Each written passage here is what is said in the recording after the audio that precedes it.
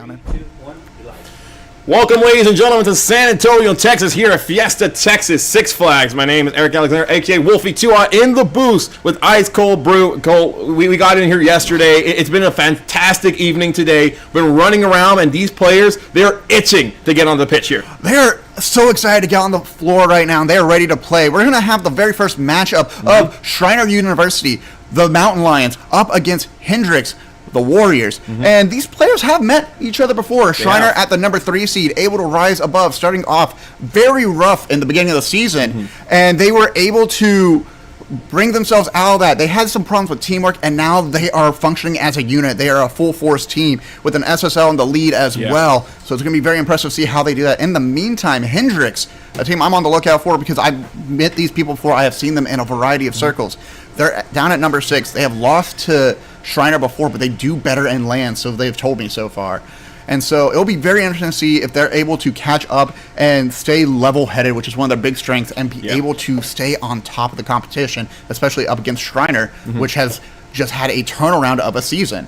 Oh, no, I'm happy you brought that up, especially here on land. It's a different ballgame. You're not in your room anymore. You're not at your facility. You're in front of a live crowd chanting your name. And for them to be able to calm their nerves, be able to come out and perform at the highest of levels is going to be one you really have to really witness. But first match of the day, they're going to be playing here all day. And, coming into this first matchup, we got a little switch up on the docket. So, we had a couple of interviews with some players. But what are you really looking for in game number 1? Honestly, in game 1, I imagine they're going to test each other out. They have met before. They've been studying the tape. But what's going to be interesting to me is how they're going to adjust on the fly. I'm just going to start off slow, with threes. It starts a little bit low scoring. It's just going to be a lot of fast rotations and recognizing where people are going to play on the pitch. But what I really think will be stand out is how people can take advantage of that mid lane, how people can look for each other in these upfield passes and layer each other in order to take advantage. I do think Hendrix might take a few more advantages using the low 50 game and try to counteract Strider in the long run. But honestly, game 1, it's going to be anyone's ball game. It's a best of 5 going in as well. So they have chances to adjust and adapt as time goes on. And for all you all at home, it is a best of 5. We'll be playing at every game at DFH Stadium. But ladies and gentlemen, looks like the players are ready to go on the pitch. We're ready here in the booth. We're going to have everything rolling. But, Cole, this is going to be one where this opening minute, if you can find a way to get this goal quickly, it allows you to settle into this environment. And I feel it's going to be one of the biggest things for this team is being able to come in here and just put themselves on full display from the opening jump. You need to at least get yourself into a position to really just get some momentum here, and these coaches are going to have to really have a big team, a big work ahead of them, especially when you're looking at post game matchups. After that first game, you're going, all right, what are we going to be able to do? What are we going to be able to find in that defense that we can really try to take advantage? Yeah, I really do believe that the very first team to score will set that tempo, will have that motivation, and then all they just need to do is continue to check on each other. And now with this starting kickoff, it looks like Maurice for Strider is getting ready to play, and it looks like Bogus Man is going to take what a quick response, just off the cusp, able to read that kickoff and find that immediate opening. Japlin just not able to catch wind of it in time. Yeah, Japlin just off the kickoff just seemed to be awkward from the jump. It's not his fault. First 5 seconds in, but this is how we wanted the boys in from Shriner to be able to come out here. First goal coming in here for the boys in red. It's currently trying to see red here at Fiesta, Texas. It's a good 50 there. We'll put into a corner. And now Bogsman goes back to the corner, but what a demo. Maurice taken out immediately. Everyone's grouped up in that corner. Unlucky spawn for Strider. Yeah. But now, here comes the SSL. Just died. Searle carrying the ball up high. Goes for a double tap. Denied by AI Juliet. Maurice look for another chance. Doesn't have the boost, but that might be enough a touch. No, gets denied outside the post. Yeah, great job there by the 2 defenders. Doing a heck of a job holding down their bearings. If Shriner can get a second goal in here, it could be some early win. And a good save there. Pushes it off the net. As Pineapple trying to make some noise here for the boys in gold. The boys in gold finding a very fortunate break there. Now back on the attack. Juliet's trying to bring that ball towards the center lane. Japlin able to jump up high, counter attack out of the corner. Juliet gets it around 1, gets it towards 2, back to Pineapple. Pineapple up high. Can Japlin get there in time? No, decides to play the safe game, decides to play patient, and will be outplayed. But Pineapple with the read. One more touch, one more chance. Around the outside post, and away it goes. Yeah, unfortunately, you saw him going for it. No teammate there in the middle. Tried to use that midfield like we were talking about post-game with a good pinch there. Going to leave a pass, but a good backboard defense. AI Juliet has been one of the stand-up players, had his name be called multiple times, but he needs to find a way onto that score sheet. And I have to credit it to just land nerves, just being in a new environment. You have to get into that mindset of you have to just focus on the game. You have to look for each other. Oh, almost got a roll one there. Yeah. But I think they're still trying to get used to playing on the pitch. They're trying to get a feel for how their opponent's going to be, but they can't do that for long. We're already at the 2-minute pass mark of the game. Pineapple, the open net, can't get it inside. Come on, Pineapple. Yeah, you know what they say, the hardest ones are the open ones. It's 3 minutes in, 2 minutes off the clock. Shriner holding on to a 1-goal lead. As Bogus Man trying to be the boogeyman here for Shriner. And, this team so far, they've been doing a good job of really trying to set the passes up. And for a team in a land setting, really trying to get themselves going, shot going wide there. This defense has been able to hold on strong, but Shriner's offense going to have to continue raving the way. As a great job there, able to ward off a potential goal. What a great read. Able to just play patiently on that goal line. Plays very well. Just blocked his own teammate's shot on that one, though. But Maurice able to follow through. Gets dunked down by Juliet. And going back to the passing plays, I love that Hendricks has been looking for him. I love they're trying to set each other up for success. But I feel like their third man is just playing too far back. They're too afraid of the counterattack. And once we get towards that 3-minute mark, they need to just turn up the tempo and start playing faster and more aggressive. Use those demos, start clearing each other out from that back line as Juliet's looking for a chance with a flip reset. Can't commit to the bit, though. I like the idea there. He has on opportunities, trying to be elusive so far, and the defense understanding that they can't play at this high pressure all game long. Good team pinch in the corner. It was calculated. I know we kind of had our little worries there, but Bogus Man picking it up off the backboard. Can't get it, the pre-jump.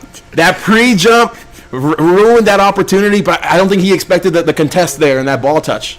Honestly, almost an open net, but Bogus Man, fantastic awareness, steps back as tried to play through, and instead it's going to go AI Juliet down the corner, but it's going to go to Just Ice, out to the back. Maurice with a fortunate save right at the buzzer, able to deny, and now with Bogus Man, no boost to end the tank, has to hope that the gas prices drop in time for him to pick it up. It's going to go to Just Ice, flip reset, tries to get around 1, gets it with the assist from Maurice, will score and get a 2-goal lead. 1:08 remaining, 2-goal lead on the board, and the team from Shriner hooking up here to put themselves in even more cushion. And we got ourselves a ball game here. I was going to say the first 5 seconds, maybe they weren't ready when that game kind of just started, but it's been a great contest. This defense here from Hendricks has really stepped up in a huge way, but they need that goal, and they need it here in the first game. They cannot go the next 60 seconds without one and try to go the rest of this series.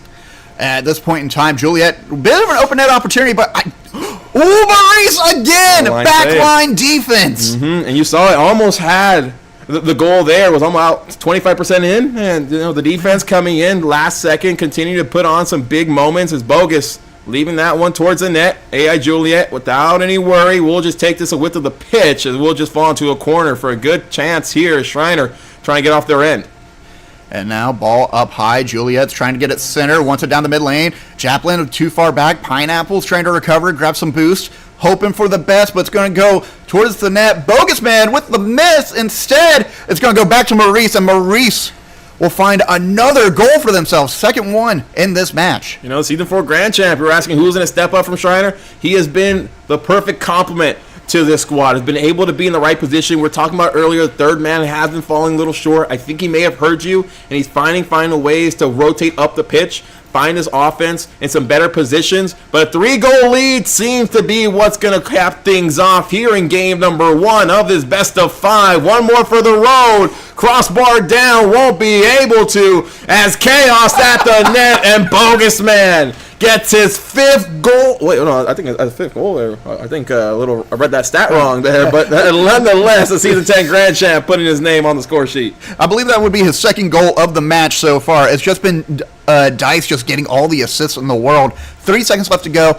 not really the way I think Hendricks imagined game one starting off, but they have plenty to work on, plenty to recognize and adapt. They need to tighten it up on the offensive end. They just leave so much open space where the ball's not being pressured, where they just can't get around the defense, and it's just leaving them dusted, and then they get pressured by Schreiner. A little interesting thing. I think since we have test lobby, you see 5 goals there for Bogus Man. That's kind of the thing that trapped me up. But hey, even when he's on the pitch, he's scoring when we're not even looking at it. But the way this team's being able to come in to start things off, I love the way Schreiner was able just to really put their mark on full display. And you're talking about the SSL here and just Dice RL, Blastman on the leaderboard.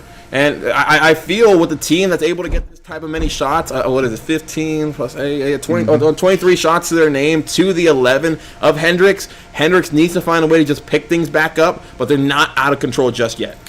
It really, again, this is why it's great to have a best of 5. You get that first experience with the team. You get to kind of feel how they're going to play. Okay, they're going to look for passes. They're going to look for pinch plays. They're really going to put pressure. We need to give each other space and give that trust over to each other to set each other up for the next game. But now as we get into that next game, do you think Hendricks will be able to find that scoring? Because they went 5 minutes in a drought. That's the only issue, is that when you have a team that's in a position to really come in and try to make a mark early and find themselves in a good groove, that first goal in game one's huge. You have to be able to know that you can get through this defense. And, that question mark's still on the table here for Hendricks. So for them, that main goal right now is not get this second game win, get your first goal, and let yourself ease into the rest of the series.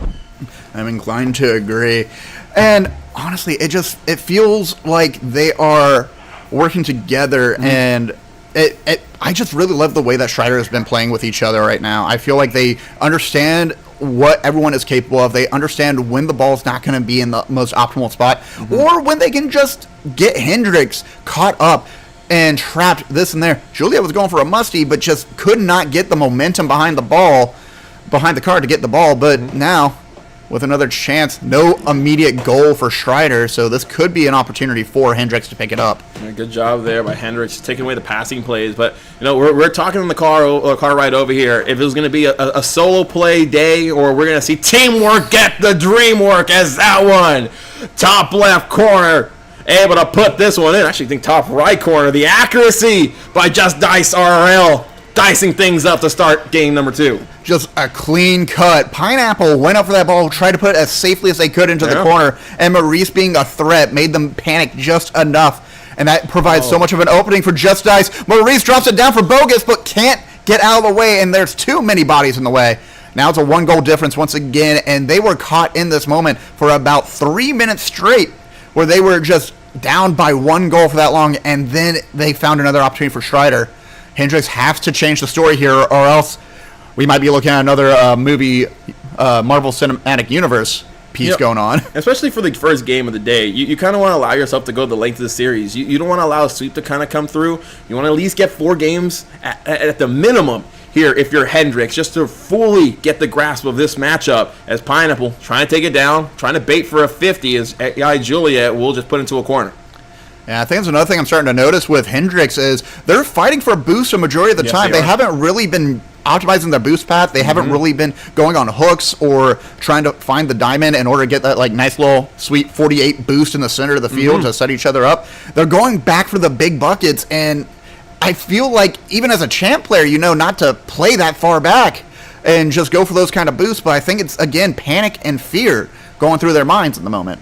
I think as well, but I also feel Schreiner's done a good job of just boost starving them throughout this matchup. You see there, Just Dice on his own half, able to grab that back boost where you saw 2 Hendricks players kind of trying to fight for that area. Hendricks has to find a way to win the boost battle right now, or allow themselves to get a little more aggressive, some demos, to give them some open space fields. You're now winning a 3v3 battle, get a demo in the back line, go for that first pass. That one man has to continue being active with that ball in his hand once he gives it up. But a goal here will put us time as we're getting close to halftime here in game number 2. AI Juliet trying to be the first one to get things rolling, as that one will continue to be warded off, and a last-second goal line save will keep this at level. Juliet has done such a great job of being the spearhead of the movement. We just need everyone else to get in position, get in that little scheme position, and help Juliet out in order to convert these goals. Pineapple almost able to do so, but again, by the time they got there, 3 people already back. Only 1 person need to clear that ball out. Bogus Man will take it from the top and drop it down low. Bogus Man showing he's the man from Shriner, able to put in the second goal here at 2:09. This team needed some cushion, and the defense unable to ward it off. You know, the Sharks are out. They smell blood in the water, and they're trying to continue to attack. It feels like every time I feel like Hendricks has an opportunity, they've done the right play, they have the right idea in mind, they just immediately get countered by how swift Schreider has been. And in order to adjust and fix that, they need to just get in their way. I love that they're going for bumps and demos, but they need to be a bit more aggressive and time these bumps and demos a bit better. Great demo from Juliet, able to take down Maurice. Forces a 2v3, but not able to push that momentum forward. Back pass from Bogus Man to Maurice now. And you're seeing the rotations there as well. When that ball was cleared up from their corner, you saw the defense trying to rotate back to their boost, but not spawning in the right time. That's another issue, too. They know, hey, 10 seconds, you just need to be able to find through there, and they're at the top of their level at the competitive scene as just Dyson Rail slicing and dicing to the defense for goal number 3. Making the defense look like Swiss cheese, finding holes in the shields of the Warriors. And it just feels easy.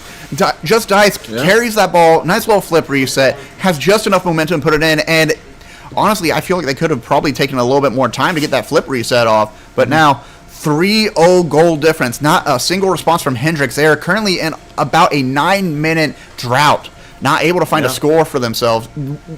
Outside of their rotations and boosts, what else do they need to resolve? What else can they fix? Oh my God, Maurice almost on the post. Instead, drops it back pass back to Schreider. Well, you know, the 4th defender playing big time as Juliet trying to get a pass going. I don't know if he was trying to go for a shot, just a redirect to give his team, but I feel they need the demo plays. They're getting outsped. They haven't been able, like we said earlier, to really rely on too much boost, but that's kind of going to a point where they see the ball off the side of the wall. They only have about 12 boosts to really work with, 24 boosts, and that's good for a decent pass, but not good enough to get yourself a goal as Bogus Man gets a second one of the evening here in game number 2 as a 4-goal game opening up the scoreline. And here's the biggest difference as well, too. You can look at how Just Ice starts that initial run, gets bumped off. So Maurice recognizes it, gets it up, and just needs to make sure that ball heads back towards center lane for Bogus. And again, it's 1, 2, 3 plays. It's real nice setups. Bogus Man almost rolls it in, almost decided to go for a walk in the park, but forgot that there was a curb there, sadly. Instead, it's going back to Juliet, back to Pineapple. Pineapple tries to squeeze it through the needle, but unfortunately that thread is frayed and will not be able to find a goal. Well, the issue there was Juliet ran out of boost. And that's what we were talking about. It's just a big lack of boost concern from them. And where Shriner just the speedier team right now. If that's the case, go for possession.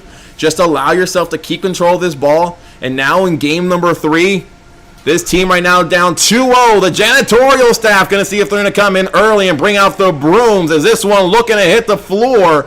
But, man, it feels it's just Hendricks. Every opportunity they have, continue to get warded off. As Shriner grabbing game 2 in a fashionable sense. This team getting going is just Dice RL grabbing the MVP here. But, Cole, this has just continued to be a battle where Shriner has just advanced forward and at ease. You're seeing it again here. 18 shots on net to the 2 of Hendricks. You can't win a ball game if you can't find a way to put pressure on the back line of this defense. You really can't, and it's been such a struggle for Hendricks to basically find these opportunities. I feel like it's only Pineapple and Juliet pushing that momentum forward. Again, Juliet's been the spearhead, runs out of boost because they're in a 1v3 trying to pull out the defense, but they realize, oh, they're going to the corner? Great, let me rotate back. Let me get back on that back line on Shriner's side, and then I'll just go look for the pass, and it goes to Pineapple 9 times out of 10. I've only seen Joplin go for a chance once, but again, the stats tell the stories as well, too. And I'm happy you brought that up, man. I really feel this team has a lot of good things going for them, but that's the fact that they just have not really been able to put it together. It's just to one of those aspects where you need them to just find their footing, and a first goal for them would be huge. They need some momentum, but can Game 3 be the game where they change that tide? That's to find out. 5 minutes here as these two teams try to continue on the series. But, Shriner, they just want to go home early and say, we'll get ready for round 2. And honestly, they actually just called in a sub. Bogus Man's going to step out. Pete's going to get some playtime right now. Again, Shriner in the red. Hendricks over in the orange, I should say, orange gold. And I'm really hoping that maybe with that new player on the field, they can take advantage, maybe try to see if they can throw some nonsense towards Shriner. But I think when great cutoff, that's more what I need to see from players like Juliet. That ball's going to go around the post, though. But I love that immediate challenge from Juliet in order to try to cut off Just Ice. You have to be aggressive. You're already down 2 games. Just throw all caution to the wind. And the good shot by Peak, will hit the crossbar. That will just go for a reset up. Just Ice trying to find a shot. Able to get one more touch, trying to elude the defense. But it will be Maurice continue on the action. You see again, taking that corner boost away from Hendricks. They have to find a way to continue rotating around.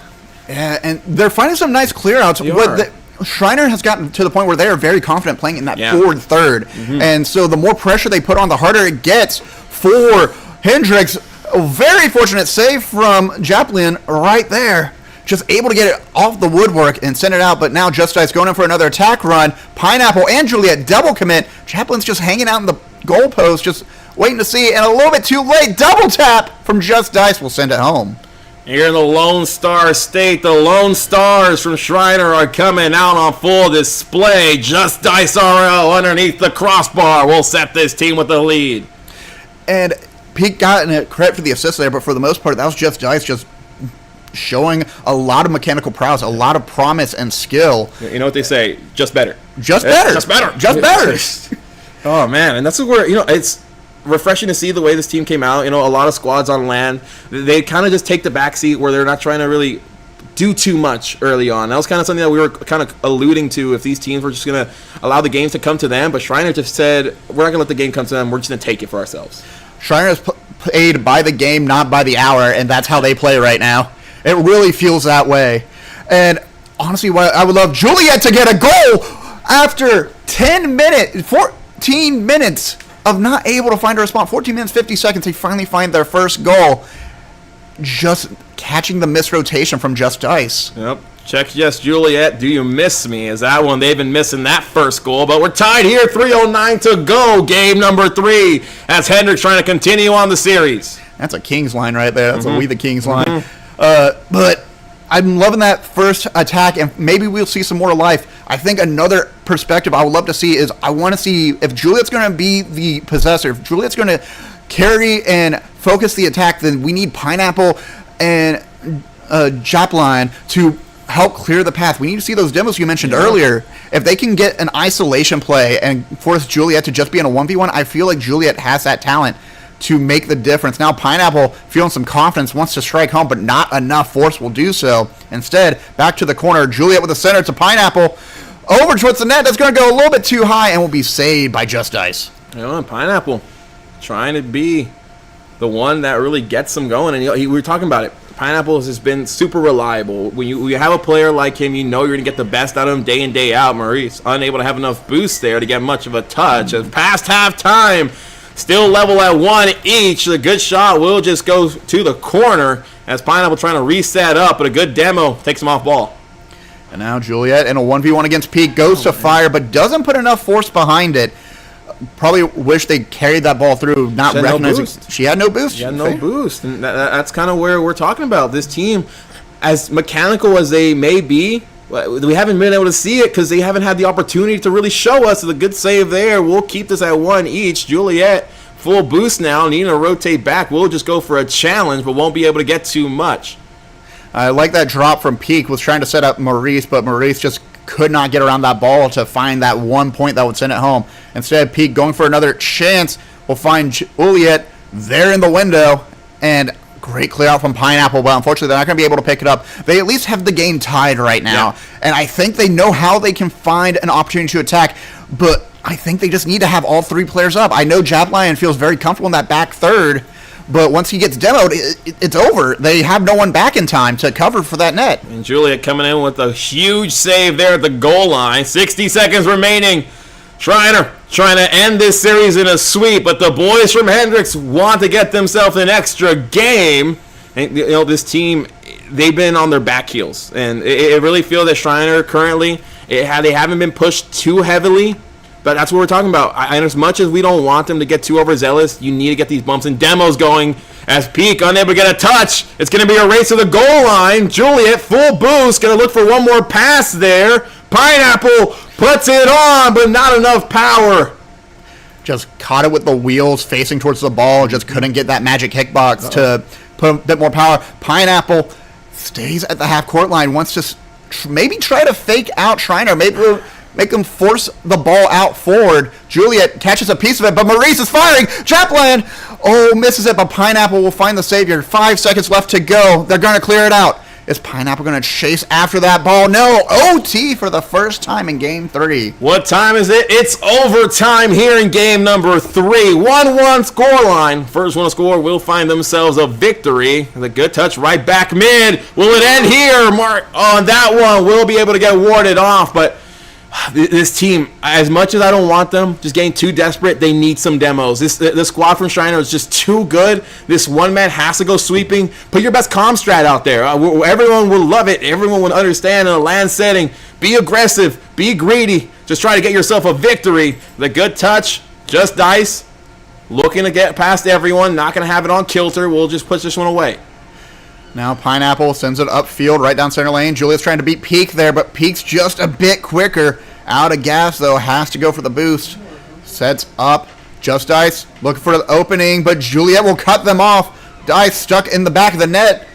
Gives a chance for Juliet to find clearance. And again, they're all so far forward. If they get a powerful clear out here, they can find a breakaway chance to find a goal. We're so far forward, and we looked at Pineapple, who just came off that back line, hit 17 boosts. It's just, I feel Shriner right now, they feel comfortable allowing themselves to pressure this part of the field so much because of the boost that they have. And the man that subbed in, his name is Peak, and he feels that he is at the peak of his game. 110, 2-1 scoreline. As this broom's coming out, the janitorial staff will be checking in a little early as Shriner will grab this victory against Hendricks. Yeah, Shriner just never really let go of the gas. They found so many opportunities. When Hendricks got that goal, there was a bit of hope for them. There was an opportunity for them. But I think just on that back line, it was that split-second hesitation. You saw it. I couldn't tell if it was going to Maurice or if it was going to Peaks. And honestly, the answer there is you just got to go. It's better to be on your feet and diving instead of planted and watching. Well, ladies and gentlemen, we still have a lot more Rocket League to go. Make sure to go to the SCAC_Esports Twitch channel to go check out the rest of the games that we have going on. Or stay here and watch some more amazing Rocket League. But one thing is, smash that subscribe button and leave a follow. We're going every single day. We need your help to continue doing it. We'll be right back with this quick commercial break.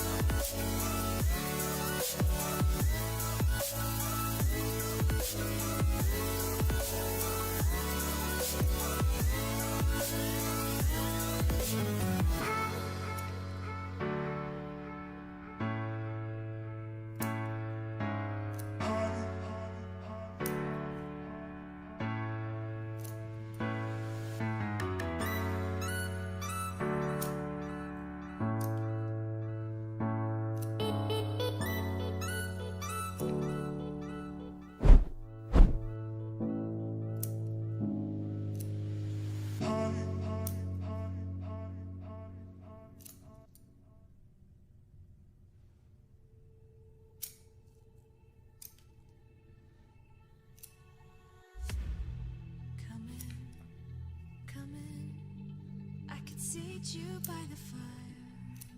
Listen, listen. There's something I must confide. I know I said that it'd be fine.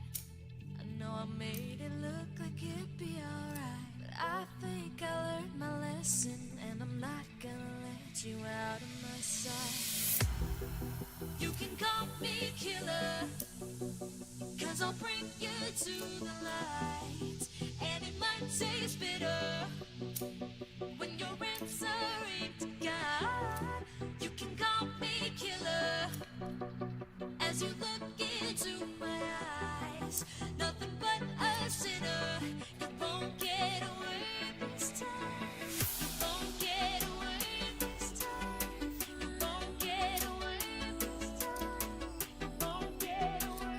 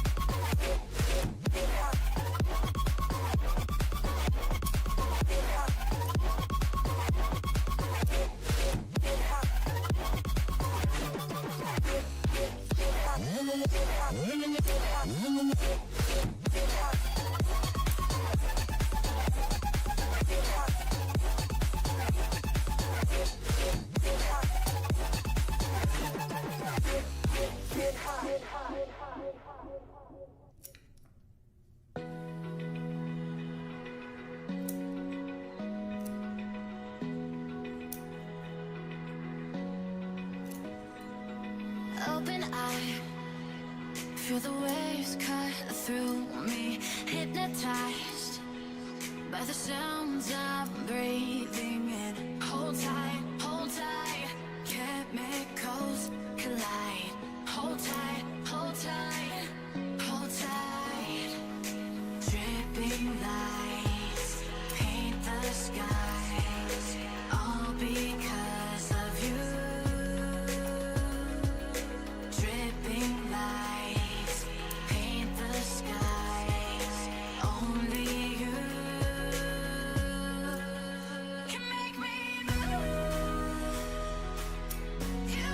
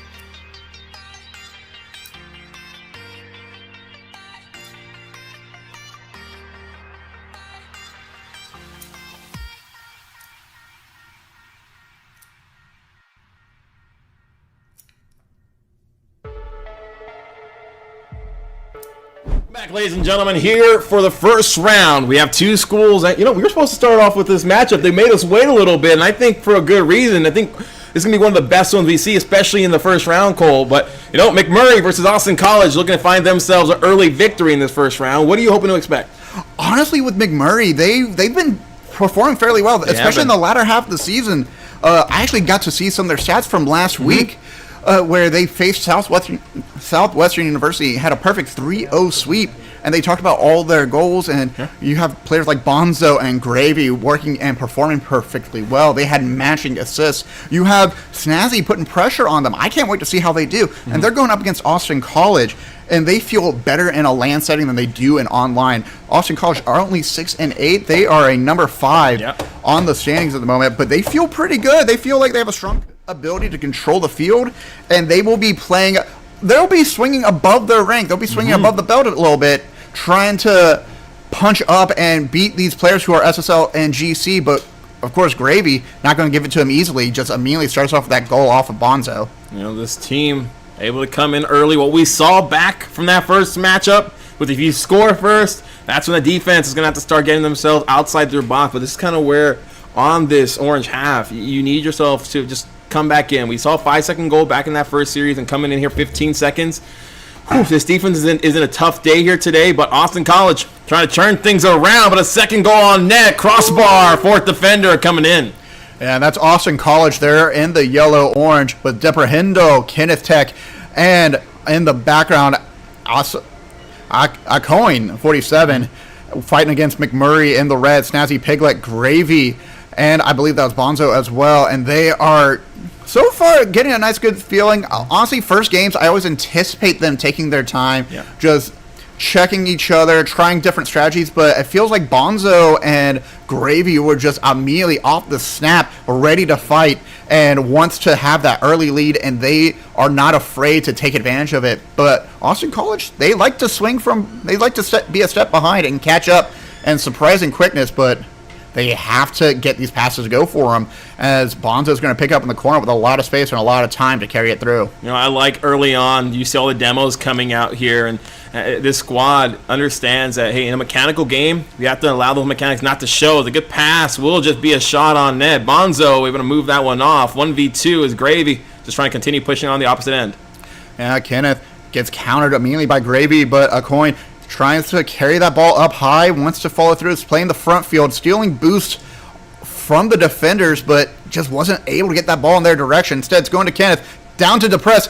Gravy with a breakaway opportunity here, but Coin's on the backfield, gets a 50 off of Gravy, and now right at the half-court line, Snazzy Piglet will try to drop it down to Deprehindo.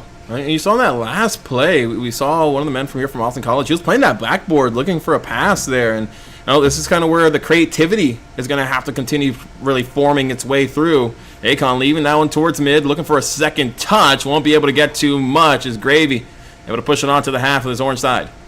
Yeah, Kenneth Tech able to pick up possession. Teardrop wanted to bring it down from the ceiling. Goes for another, but gets denied by Bonzo. Bonzo, brick wall in the moment. Able to send that ball off to the side. Acoin misjudges the distance. Forgot to check if their glasses were on, and unfortunately has to send that forward. Back to Kenneth. Kenneth's off the post. Won that midfield pass, but could not get there in time to set it up. Halftime here in game number 1. 2:20 remaining. Pass on. Snazzy Piglet able to sniff that one out. And this team has done a good job as the pinch won't be able to go once again. The crossbar being the MVP. You got to work around the woodwork, and unfortunately, that fourth defender is going to come in clutch every single time. It's always my MVP every single season, and also my most dreaded foe. 2 minutes left to go, but McMurray still able to maintain this lead. Plenty of close calls, but Acoin up high, goes for the double tap, can't drop it down low. Instead, Deprehindo gets blocked by Bonzo, and that's off to the side, but still on the attack for Austin College. Off the ceiling, has the pass there, won't be able to connect. I believe a small bump warding him off, but this team, they're cooking. But so far, the fire continues to go out as Austin College trying to find their way to a level ball game. Yeah, they're forgetting they're on an electric stove in the moment, and unfortunately, you got to let that heat up, but you don't have time to wait. You got 1:20 to go. Ball out to the corner. Acoin able to pick it up. 50 sends it screaming off to the opposite side of the pitch. Kenneth tries to drop it down, goes for the redirect, can't find it. Instead, Kenneth again up high on the ceiling. Deperhendo gets denied once more. Ball out to the corner, but Austin College have yet to give up. Was there Austin College? You see them fighting. Final 60 seconds. This is kind of where you want this headspace to be at. 1-0 ball game. It's extremely close is what we were hoping for teams. Just dip your big toe into the water. As Kenneth Tech trying to find a teammate. We'll get that one taken away from him. As a respawn there, we'll give him full boost as a small team, but can allow the opposition with control. Just that little bit of a head check. Deperhendo needed that team bump to send that ball down into the post. And a 1-1 ball game here. 37 seconds remaining as a dramatics by Deperhendo starting to come out in full effect. And hey, man, he saw the dice out there. He's trying to roll a natural 20, and you have to really come out here and find a way to really put yourself on full display. But are we going to get OT here in game one? You know what? Honestly, at least he passed the DC for scoring a goal, especially an open net goal at that. Again, the highest difficulty in any Rocket League game. Now tied 1-1. McMurray might be feeling a bit more pressure right now. I feel like when you had that lead for so long, when the other team scores, you immediately panic and you want to try and bring it back in your favor. But Kenneth Tech so far has been keeping that challenge up. Great demo as a coin drops it down low and goes for the 50. Ball towards the net. We'll head right outside. Whoa, that got me. I had to swallow the words that I had there. I felt this game was going to go to OT, but it looks like it may. Last second dramatics. Ball will drop. Overtime here in game number 1. 1-1 ball game as these two teams trying to see who can get the first goal on here. And tough matchup. These defense came into a big contest, but the one thing I'm loving from Austin College is ability to use the demos with Snazzy Piglets. Throws himself into the mud, getting dirty, and gets the first game here. It's a little bit of that field awareness. Deperhendo was at the half court, goes to recover, thinks they have plenty of time to get that ball, but Snazzy Piglet was already up in the air. Great option for a pass out, sends it right to your teammate, right where they need it to go, and you just need to give that trust and expertise over it. Look at Bonzo, 6 saves in the match. To have that many saves here, the one thing that's concerning to me is can you keep up that defensive proficiency throughout the entirety of this series? And now that this team from Austin College knows how they like to get going in terms of McMurray, is he going to be a focal point where you're maybe taking the demos, start focusing on him? Because Austin College, they were using those demos a lot in game 1. Honestly, I can see that. I think the biggest factor as well, too, is they keep trying to play off the backboard. They want to get those double taps. They want to set up for that mid lane attacking run. I think at this point you need to train. You've trained McMurray to anticipate the backboard. Yeah. Bring it down around the corner and then send a grounder down low, and that will make them think that you're going up high, especially if you have a dribble. If you just drop it right in your car, send it down, let it roll in. McMurray's just going to go, I can't guard the backboard and the floor at the same time. I'm only a little guy. I'm only a little guy, but they're trying to be the biggest of stars here in game number 2. Austin College needing a huge win here in a swing game. If they tie this game up, we will go to 4. If not, they will just see themselves trying to survive in game number 3. But 5 new minutes, game number 2 here in DFH Stadium. Austin College trying to change the tide here. Yeah, and biggest thing for Austin College they need to be aware of is they just have to be aware of when passing plays are going to happen. They got unfortunate in that last goal for during OT where it just went right past Deperhendo. And now Kenneth Tech able to deny Bonzo. Great 50, sends it off to the side. It's following through.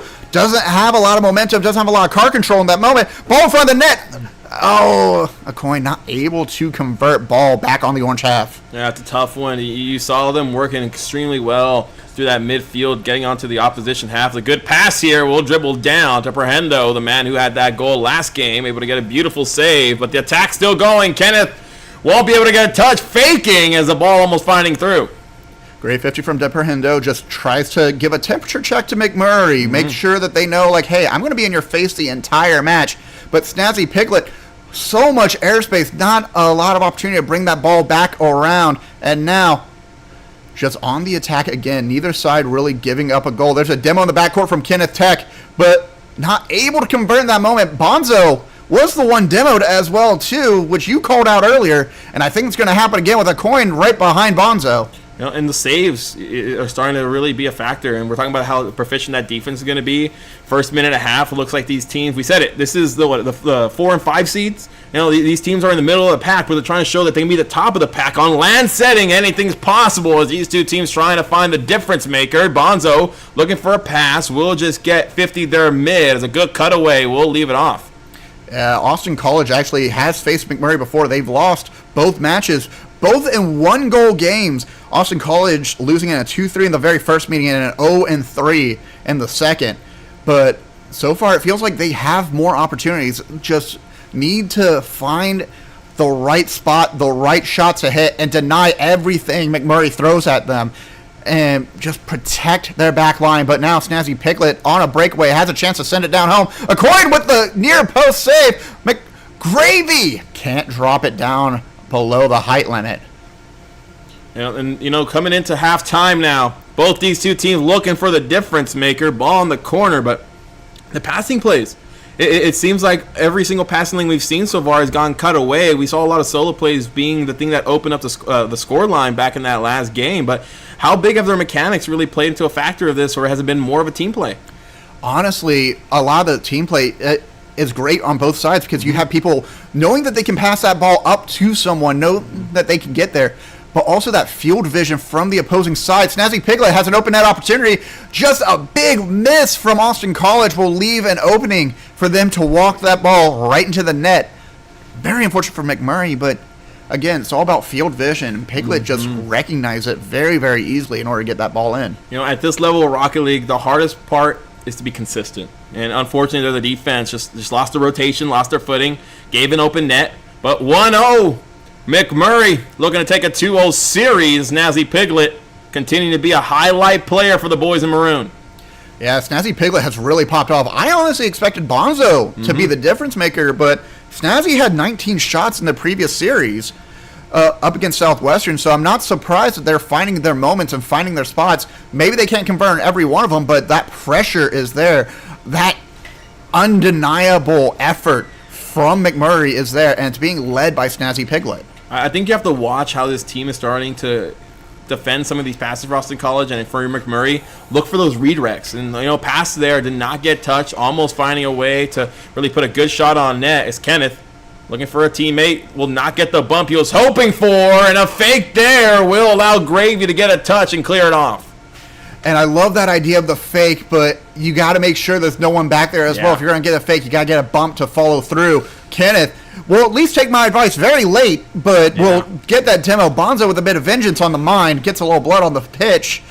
But I'm kind of hoping that maybe Austin College can set up some ISO plays, some 1v1 offense, and we just need the rest of Austin College to find the way after that flurry of demos. I think the rule 1 inside the net there, so we're, believe, at a 2v2 now. It's Kenneth leading a pass there. Gravy will just push it off, and 2v2 now. 1v1, love the fact of respecting that here on the land setting.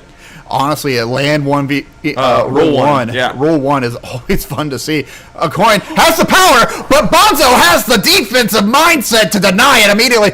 Kenneth tries to put it back, but it's a little bit too far, a little bit too spicy for the goalpost. And now Bonzo on the wall, not a lot of boost, not a lot of place to play, but just needs to kill time. 17 seconds. And right now, if you are Austin College, go for the demo. Go for it. I know you don't want to get pushed out, but 10 seconds remaining. Good shot on. That's just going to go right back. Needing to get a touch. Akon will just push this one down as this one rolling into the final seconds. Final attempt. Won't be able to get the touch, and McMurray able to ward off OT to take this 1-0. But what a series it currently is. What a series. And I love that ball went center, but Accoin, anxiety in the mind. It's tough. It's tough. You got your palms sweaty. You definitely just forgot about Mont Spaghetti in that moment. He's weak. But, and just mistimed the jump so poorly. Just anticipated that ball being a little bit closer, and you can hear the frustration in the commentator booth.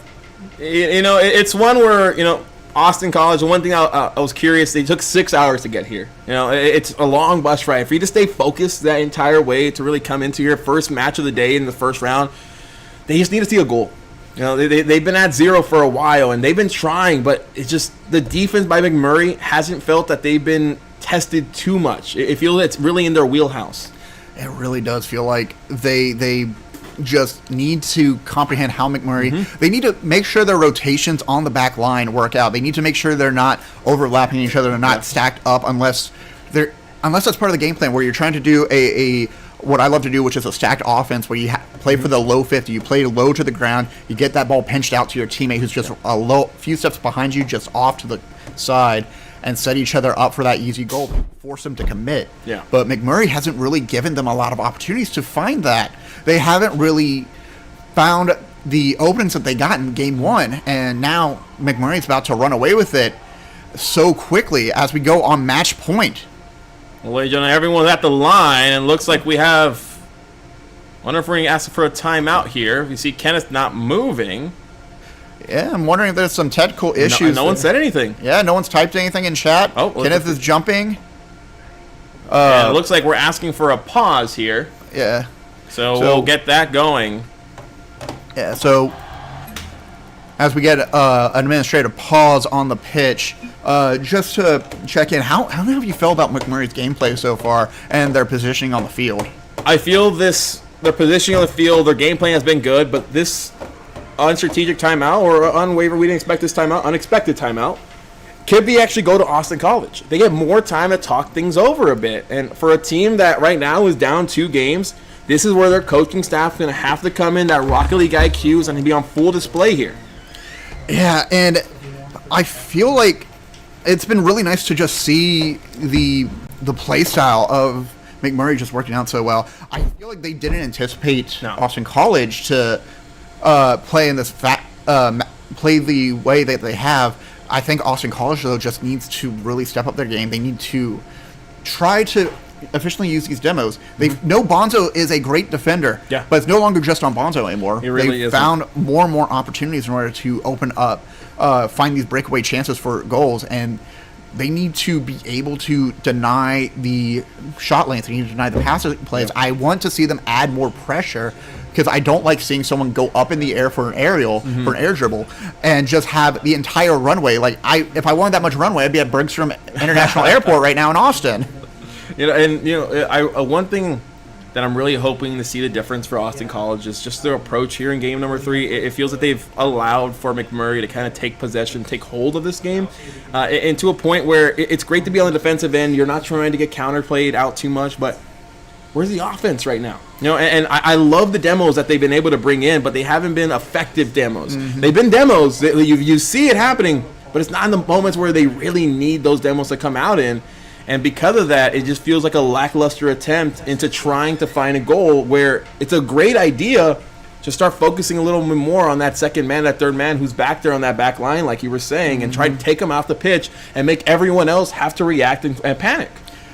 In my ideal situation, the ideal way I would love to see it be played, I want to see a covered, maybe a covered 2 style offense where a first person has the ball and they get a back pass back to one of the other players, and then they follow through, get that demo, and then another pass back, and that's how they find the goal. Yeah. That'd be a great way of doing it. Is it hard to execute? At this level, I feel like you should be able to, personally. For sure, but as well the defense. The one thing we've seen is the backboard defense come out a lot. You see one of the people here from McMurray, they've been doing a good job rotating back and staying on that backboard to ward off any potential pass that they're trying to do. We're talking about the double taps, and I feel that this is kind of where the double taps may not work. You may have to use your flip reset just to try to ward off. But again, it goes into, can these guys effectively execute it? We know they're all mechanically inclined, but can they do it at LAN? Can they do it in front of the crowd? Can they do it consistently too, which is like the most important thing. You should be able to do it even on your off days. And if it's not a reliable tool, you should not be consistently trying to go for it every single time. But it sounds like we got that technical issue solved and fixed at the moment. So it looks like we're going to go back onto the pitch, and it looks like we're going to do a quick little restart. So we're going to reset back up the match and have everyone go back up to the 5-minute marker as soon as we pause it real quick to fix the match admin setup. Folks, it's really nice to be on LAN. You get to play with all the different buttons. You get to see the RLCS style gameplay where you get to restart from the beginning, and it feels nice to do so because you don't have to wait for everyone to come back. But 5 minutes in here, and that first 30 seconds was just a precaution. These guys were just trying to feel each other out one more time. But what do you think the word was by the coach here from Austin College?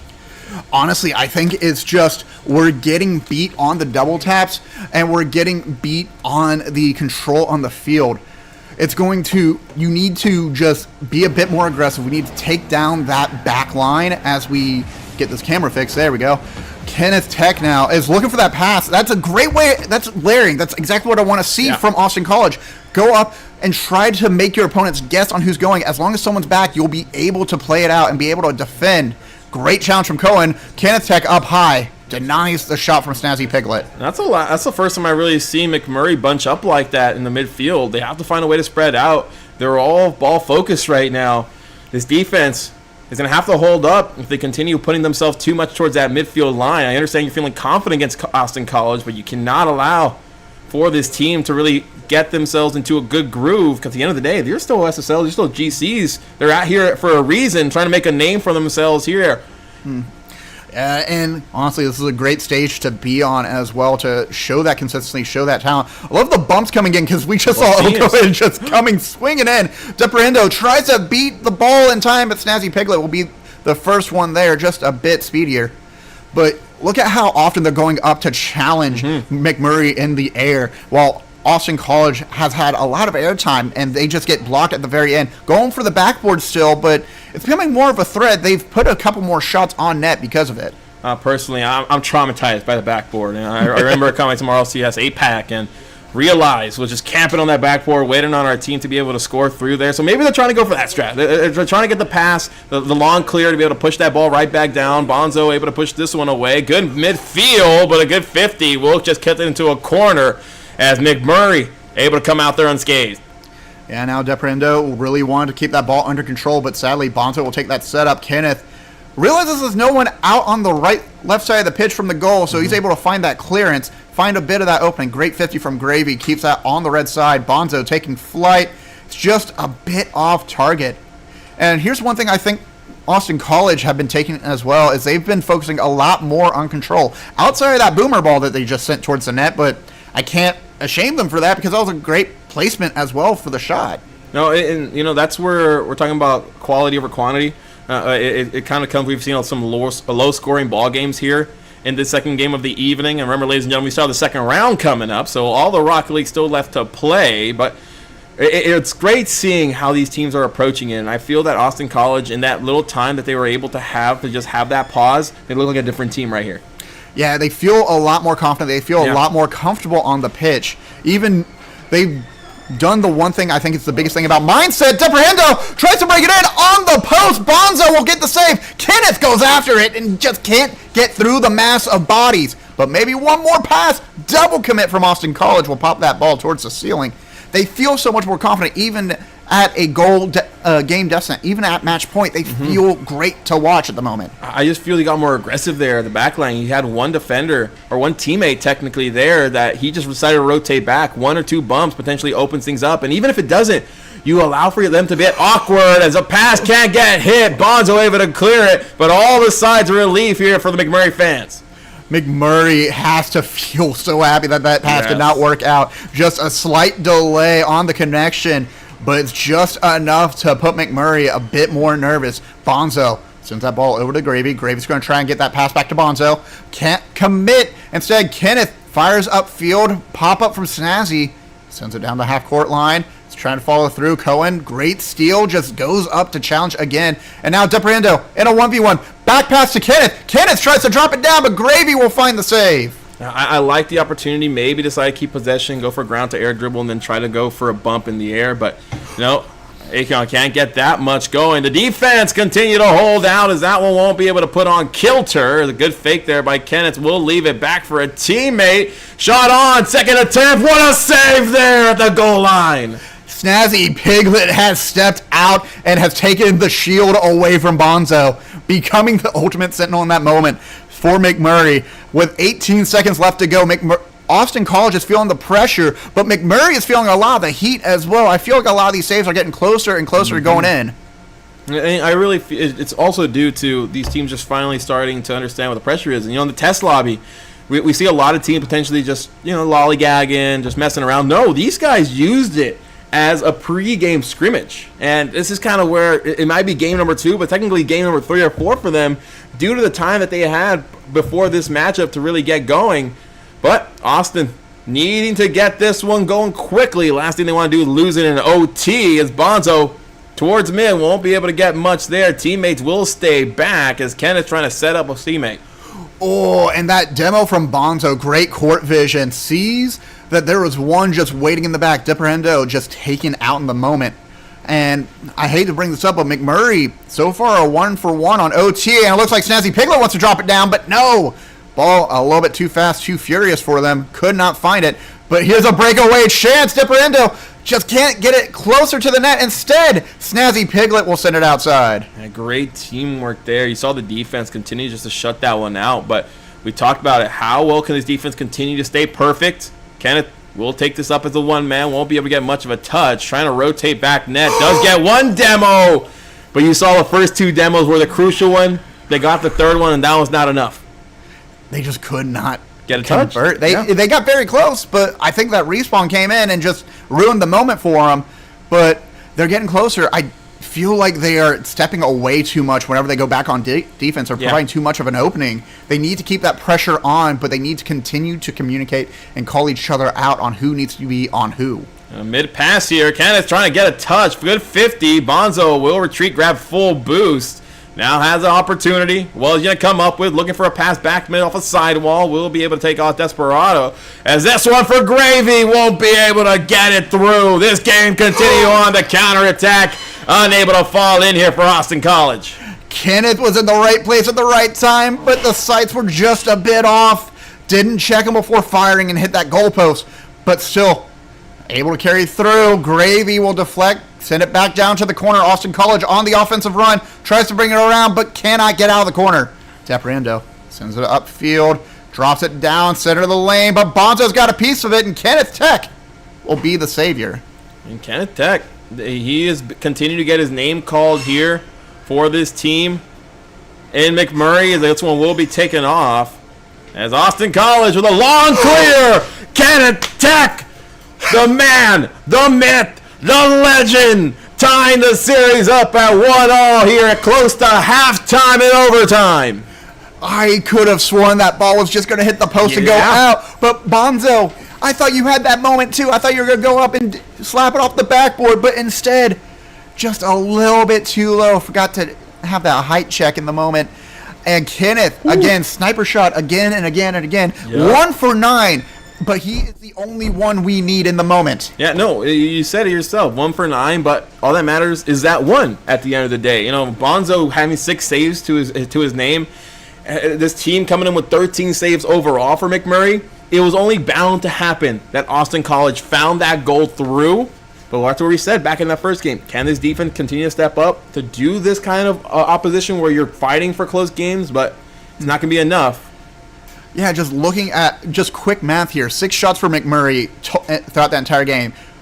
19 shots for Austin College. They almost triple the amount, bit more than triple the amount than McMurray has ever been able to put out. Yeah. And Austin, that's the kind of play style I love seeing. I want to be aggressive. I want to continue to fight and push you and just keep breaking against the brick wall that you set up until eventually it erodes away and I find a goal.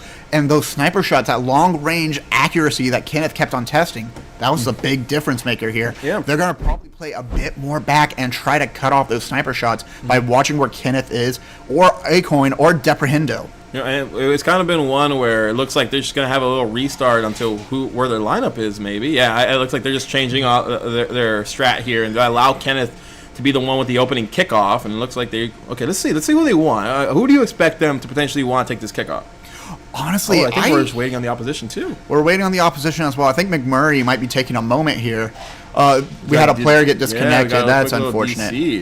Ooh. It looks like it was Gravy. It's Gravy, and I think it's a really bad connection. Curious on what Gravy's rank is. The reason I say it is because I saw a Diamond tournament winner on his thing. And we see a lot of GCs, a lot of SSLs, a lot of higher champs. How is that when you're a team? We don't know his rank. But let's say he is on that scale of Diamond or Champ playing against here. What do you do as a player who has a bit of a rank disparity? When you have a player with a bit of a rank disparity, you have to cover for them. Yes. You have to be able to set each other up for success, and you have to find these openings. The best thing about being a lower ranked player is you can do some very unexpected stuff on that end. You can be there and always in the face of your opponents. You can always be in their way and have them essentially not be able to anticipate you. You can also just be there and demo, trying to open up a path, and we'll find another opportunity that way. But I think with a lower ranked player as well, it does leave a lot of weaknesses because you really need someone with that mechanical know-how, that game 100%. sense, to be able to block the ball at the right time. Yeah, especially here now. It's a 1-1 series. Winner of here gets a swing game. And it's to a best of 5. Now you find yourself in a position to really see yourself take that next big step forward. What are they going to be able to do? That question is going to be on full display. But we're remaking lobbies here. But in this time, these teams have had a lot of downtime in between games, a lot more than people are used to than the usual 50 seconds. We saw a pause where Austin College, who I believe had the pause due to one of their players not being in the lobby, ended up taking that game. Now McMurray having an issue here.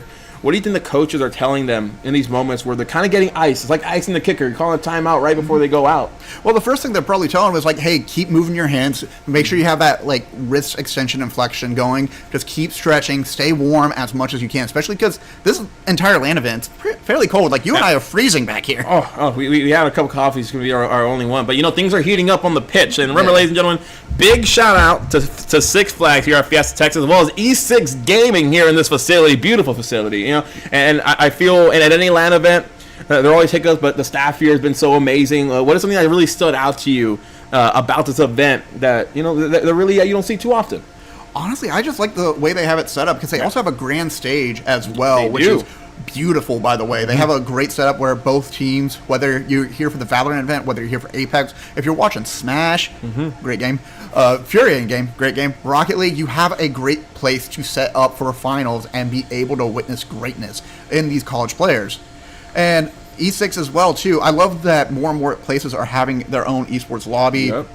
And renting it out and having more and more events pop up because it's so important. Because not only do you get to highlight and showcase these amazing players, but you also get people who get to have fresh production experience in a larger scale opportunity. You get all these different people with different walks who all have the very same interest and have so much fun doing it. You get to hype each other up in that moment. That's my favorite part of any kind of community gaming is meeting people and just popping off with them because that's what you want to do in the moment. No, especially when we're gamers. We're used to being in our room. We use online platforms to communicate with each other, Discord. Sometimes people call on their phones depending on how they want to do things. But now you get to see people face to face. You're right next to them, giving that fist bump right after a goal. You know that all morales are high, but this is where you have to be mentally focused. But 5 minutes here, ladies and gentlemen, we're back to the action. 1-1 series. The winner here will take that swing game and get one step closer to making it to round number 2. Austin College missing it by a centimeter there to start things off. And now, going back to what I think the coach was telling McMurray, at least, is they are trying to tell him, we got to get that ball cleared out. We cannot give them that space that they keep taking from us in front of our net because they're going to continue to attack. We have to up our shot output. I need to put more balls on net in order to get these opportunities to put the defense of Austin College in a panic. But so far, it feels like Kenneth Tech is going back to it. Coin tries to drop it down for the redirect, but just a bit too far forward to get it right. I think Desperado, I don't know if he was not expecting that pass. He was near midfield. He was getting the big boost, but I believe he rotated back net. So may have thought, all right, I got my boost. Let me rotate just in case of a counterattack. But if he was there, that would have been a goal. That would have been a goal, but I can't fault him for that kind of play style either. Just being prepared. If you have those two folks up, you need to at least make sure there's someone who can get back on the back half fairly quickly. It's always got to be that third man.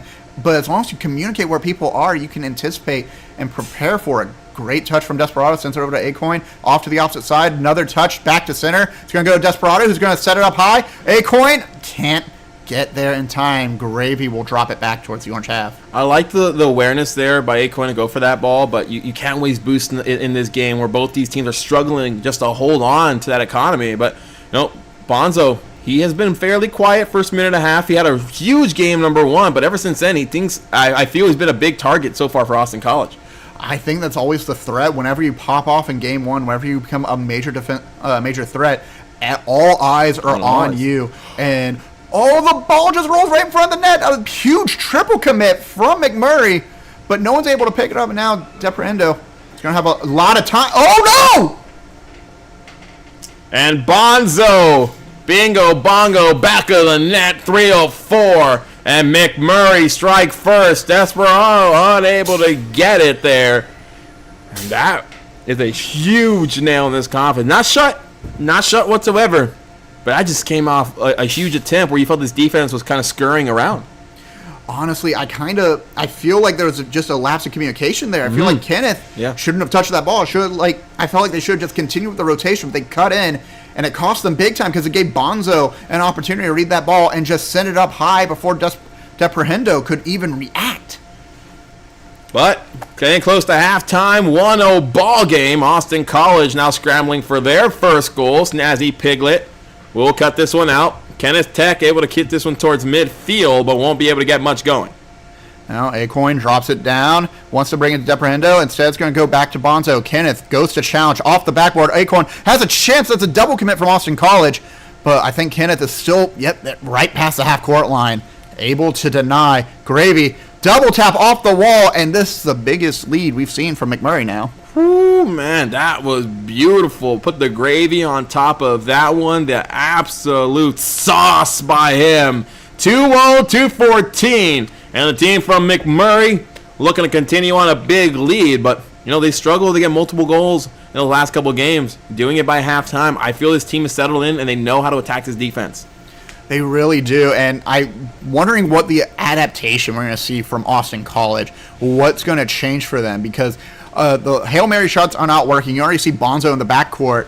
You can see the backboard plays trying to work. Ooh, Acorn able to fake out Bonzo. It leaves an opening. Deprendo gets a body instead of a ball, but still on the attack. Ooh, great read. Recognizes Bonzo's going to beat him to it, so might as well just meet him at the ground and send it back the other way. Well, now Bonzo has to rotate back with no boost. Nothing for him in the tank to go for. So this team has to understand that he's kind of at a detriment. Try and get big pads. Gravy able to pass by one. Open net. Everyone in the opposite corner. But a great job by Kenneth. Able to rotate back in time.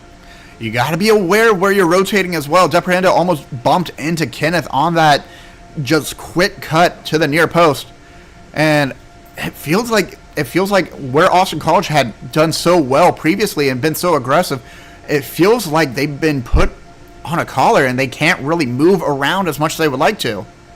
And I feel also there you don't have much of a leash. You're gonna hold them straight tight to you as Akon, 60 seconds remaining, cuts the lead down by half.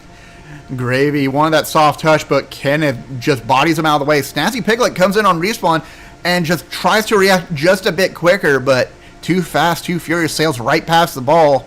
Brings it back down to a 1-goal game, and now they have the momentum swinging back their way. Do you think Austin College can tie it up and then take back control?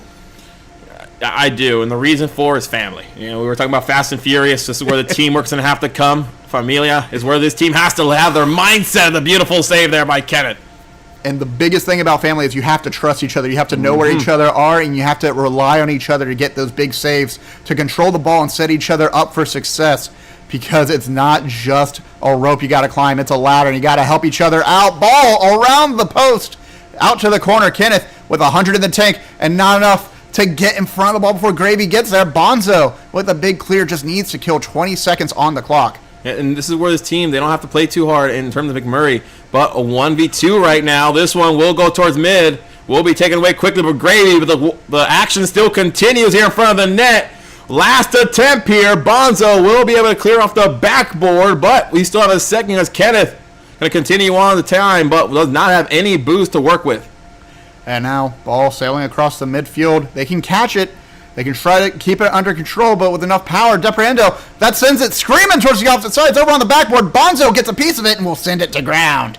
And McMurray take game number 3. The swing game, 2-1 now in their favor, as Austin College needing to come back and find a way to get not just this next game, but also game number 5. Whew, right now, who do you feel has this advantage. It's such a close game so far. McMurray kind of took that step to very dominance here. I didn't feel that they were in the same type of predicament they were in that last game. It seems like everything's starting to click now for them. Well, hold on. I think that we actually might have been a 3-1 situation. That game? I believe that was 3-1. If I'm looking at my producer right now to confirm. That's it. That's it. McMurray able to hawk out in the end, and they were able to maintain dominance in that second match. Austin College had that momentum, but they just couldn't. It's always the rough part about being on your back foot, where it just becomes more and more difficult because you're trying to force stuff, you're trying to find options, and you don't want to drop an opportunity just because you want to play a bit more patient. And with that timer ticking down, all that pressure is on you. But now, McMurray will be moving on in the bracket. Well, ladies and gentlemen, McMurray moving on, but so will we to round number 2. We're talking about patience. Go grab a snack, go grab a drink. Just don't go anywhere. We have some more Rocket League coming in after this break. Give me reasons to doubt, try to keep me down, but I'll put the flame out, you can't get to me. Throw your sticks and your stones, go break all of my bones. You won't ache my soul, you can't get to me. And there is no barricade that I can tear away. Shoot me down the fire away, away. But I'm a heavyweight. I'm a heavyweight. I'm a heavyweight. I'm a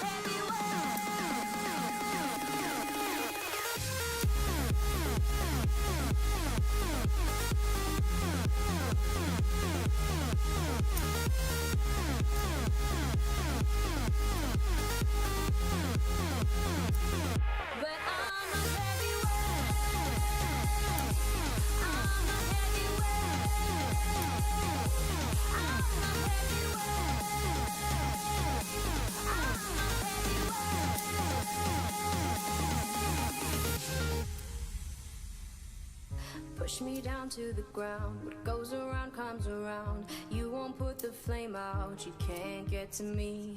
Say what you wanna say, go take it all away. But I'm here to stay, no you can't get to me.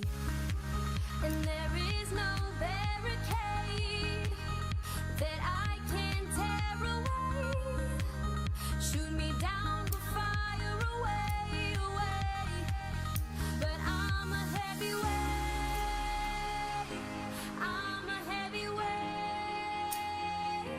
I'm a heavyweight. I'm a heavyweight.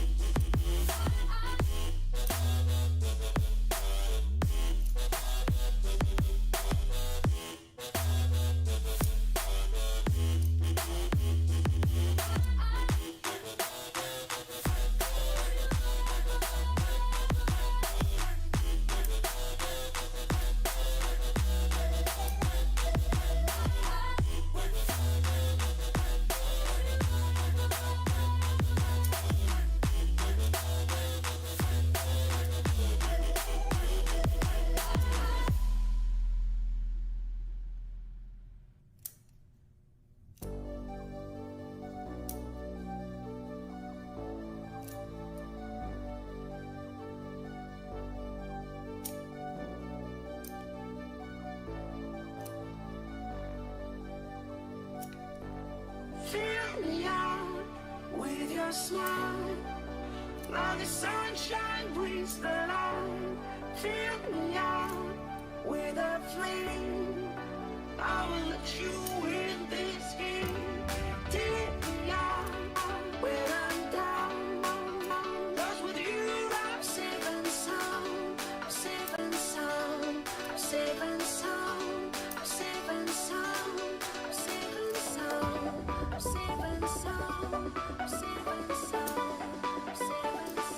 sound. I'm safe and sound.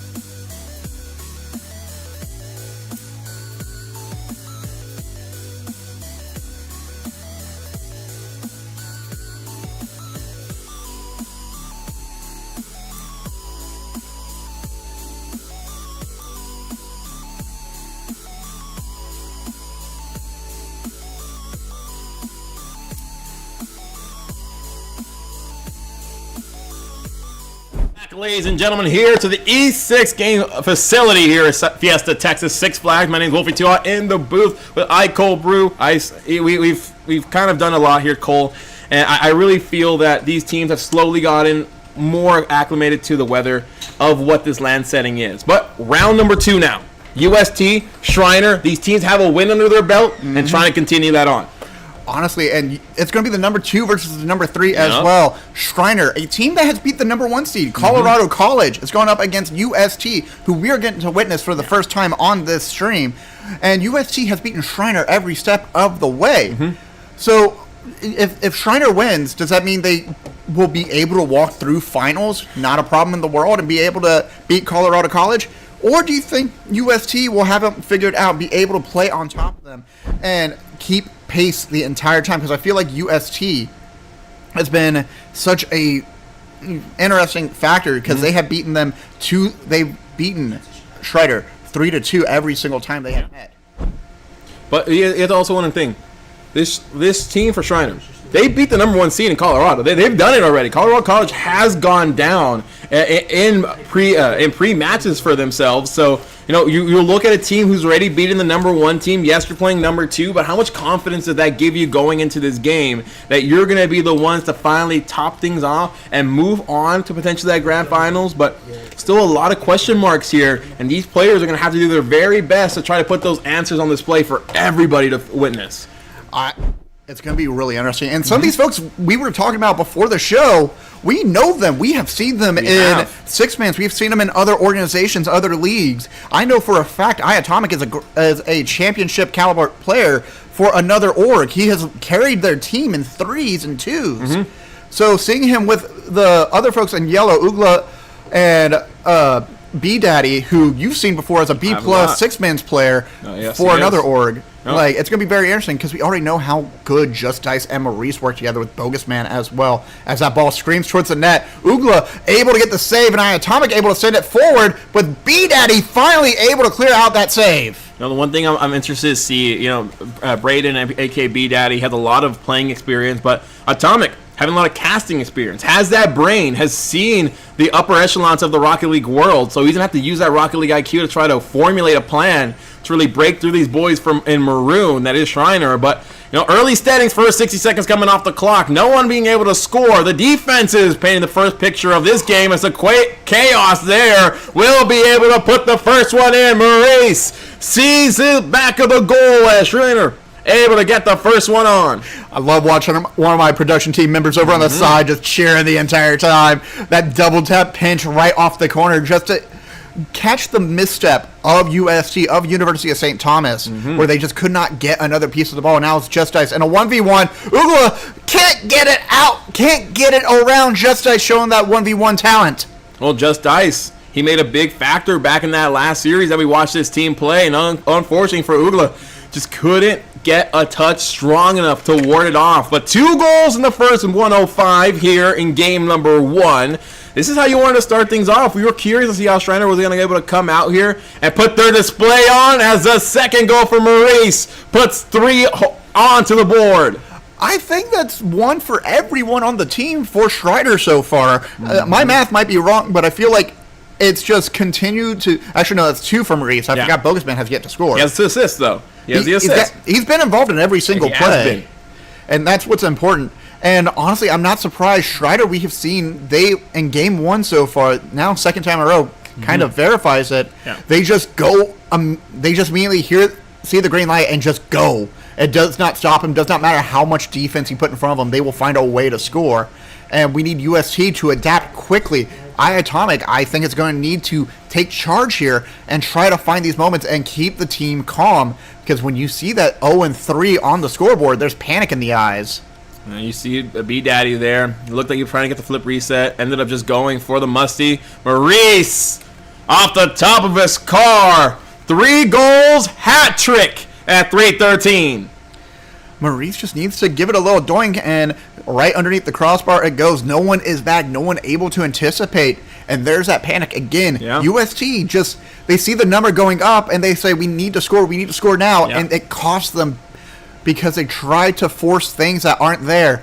Now Maurice once again leading the charge. He's going to send that ball to the corner, back to Just Dice. Just Dice just outside. Instead, ball back. Bogus Man wants to find their first goal for the match, but cannot convert in the moment. Good touch. Just Dice unable to get much, but Bogus Man being the boogeyman. The Sharks are out and they're feeding. It's ironic because IceColeBrew is actually a player for a team called the Sharks in a different org, and it must not feel good to be on the other side of the waters in this. Hey, man, the big Sharks are out. The Orcas are here. The Killer Whales are on full display, but it's going to have to be a huge game. Down 5 goals here, Cole, and I really feel USC is going to have to just play to game number 2. You get a goal here, break through the defense, and show that you can get yourself going as IceColeBrew puts a bomb on. IceColeBrew gets the nice little touch, the unexpected follow-through right here, getting that bump on Maurice, clearing the path. And you know what? You get a goal on your hands, and yes, it might be difficult to come back. It is possible. Granted, I've only come back from this deep of a deficit in 2s. Well, you still have halftime, you know? You still have 2.5 minutes to play here, and this is where we felt this team was one of the strongest squads in this tournament, especially when we had a quick interview with this team before this event even started, and the confidence I was exuding for them really showed you the type of mindset they have when you come into a LAN event like this, as Ugla able to put this through, trying to find a way to keep this goal safe. But the one thing you can definitely say from USD is that they have great teamwork, and they love playing together. That is entirely true, but I'm wondering if the teamwork, where it was rough at the beginning, ended up making a bigger difference, because look how well they're able to calculate and perform. Maurice gets that read as B-Daddy is just struggling to control the ball in that moment. That was just a tough one for him. It felt that he was just trying to flick it out, but that jump off the wall kind of just put him in an awkward situation where he was just trying to recover for himself. But, nope, trying to see we take a trip down to Brazil, 1-6 right now, needing one more before our bags are packed. As Ugla gonna push this on, trying to put some pressure as Atomic can't get it to go. Just a bit too far outside. B-Daddy goes for the redirect, but just stays afloat and too far in front. Can't send it inside. Looks like we might be going to Sao Paulo a little bit sooner than expected. I didn't realize I'd have a plane ticket ready to go, but Maurice will send the double tap and punch my ticket in.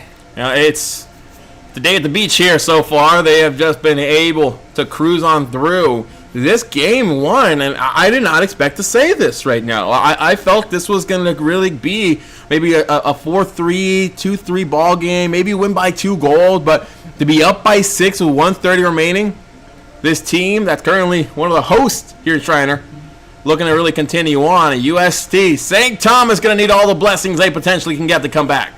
They need some thoughts and prayers in the moment.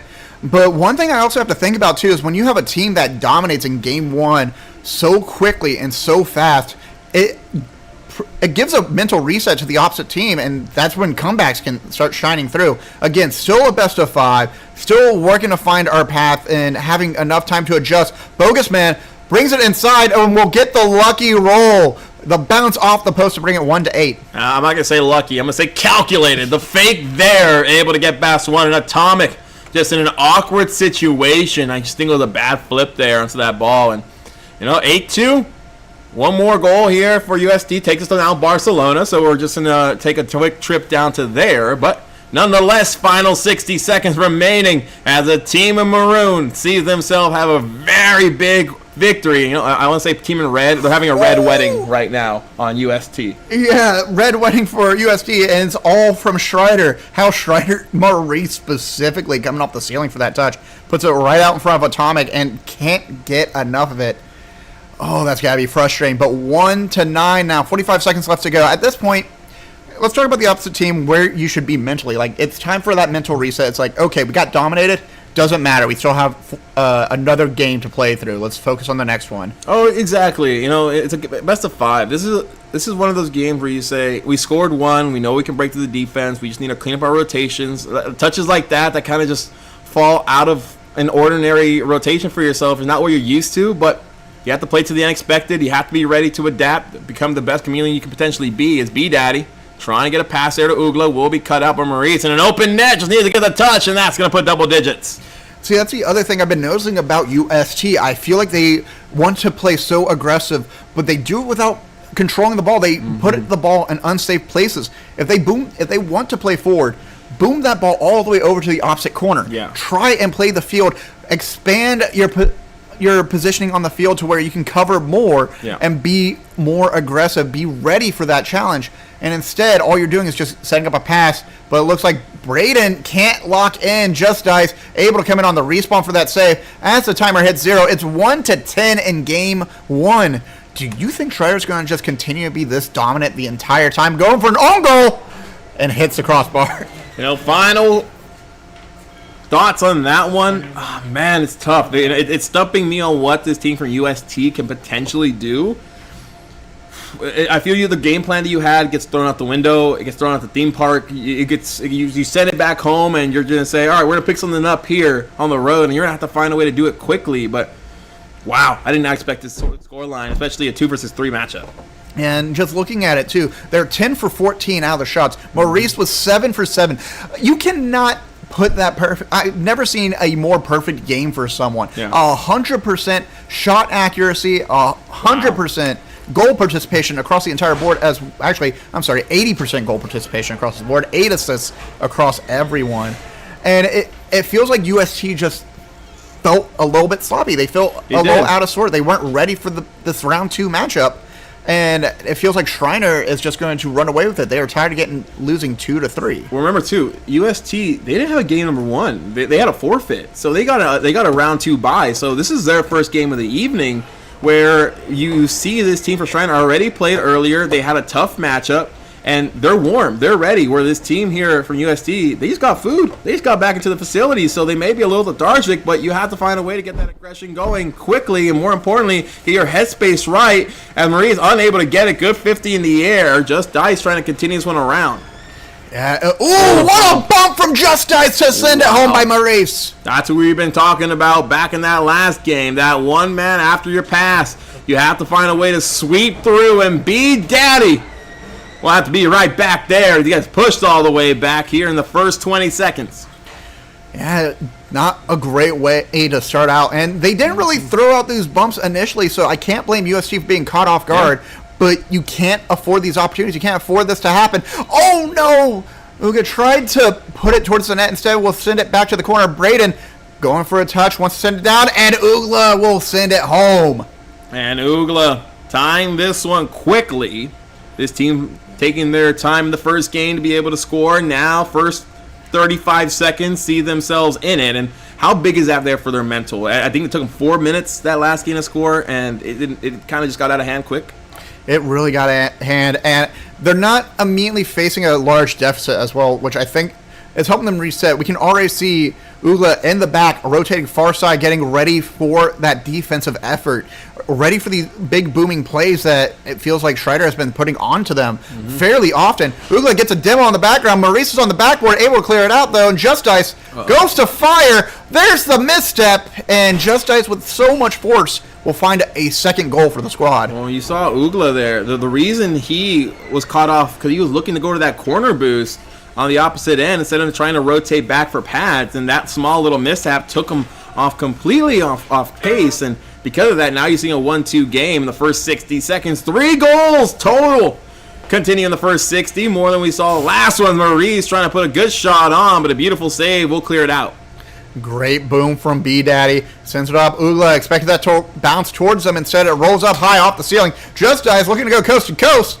Instead, will be stopped at the highway by a state trooper. That is B-Daddy.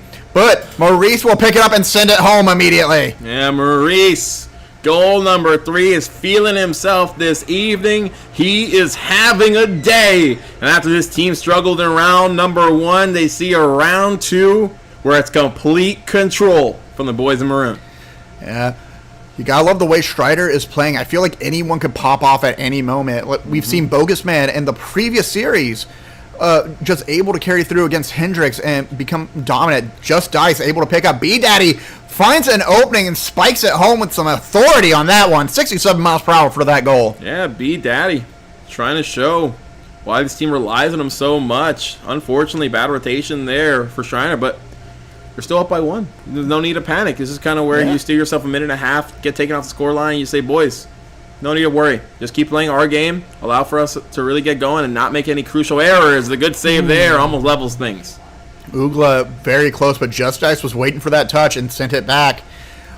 Returned to center fairly quickly, but it's still a 1-goal game. My big fear right now is because Schreider was so dominant in the first game and they're maintaining the lead, they might let go of the gas a little bit. They might slow down and not really play to their full ability. But Just Ice, again, great anticipation, denies the backboard. It's going back to Bogsman, 1v1, pass to Ugla, tries to get there, but Just Ice will cut him off, and Ugla will instead take down Just Ice. And a team pinch not on. I thought that was it. I thought that was going to be one of the highlight plays of the entire weekend. It would have been great if that just spiked home, but instead Maurice, soft touch, over to B-Daddy, around the rim, and it will still go in! Wow, the fight in front of the net. B-Daddy can't be his daddy. Is that one able to fall in 2-4? Maurice has been taking the protein shakes in the weight room, pushing as hard as they can, and able to force it through, and unfortunately B-Daddy cannot carry that ball anymore. Now, we're about to hit the halfway mark again. It's a very different game compared to game 1. But double commits like that are so threatening, so dangerous. Uglovich is going to have to go on to a respawn. Ball center lane, able to pick it up. Atomic is trying to get that center lane pass to someone, but it's just too far, too fast, and it will be denied. What a pinch, though. That was right on the money. That's where you're hoping to get some of these placements to be at. Is Ugla able to take it off the back line, needing to rotate up. The good demo will allow for control to go towards Schreiner, as a calculated fake will just put it off to Just Ice.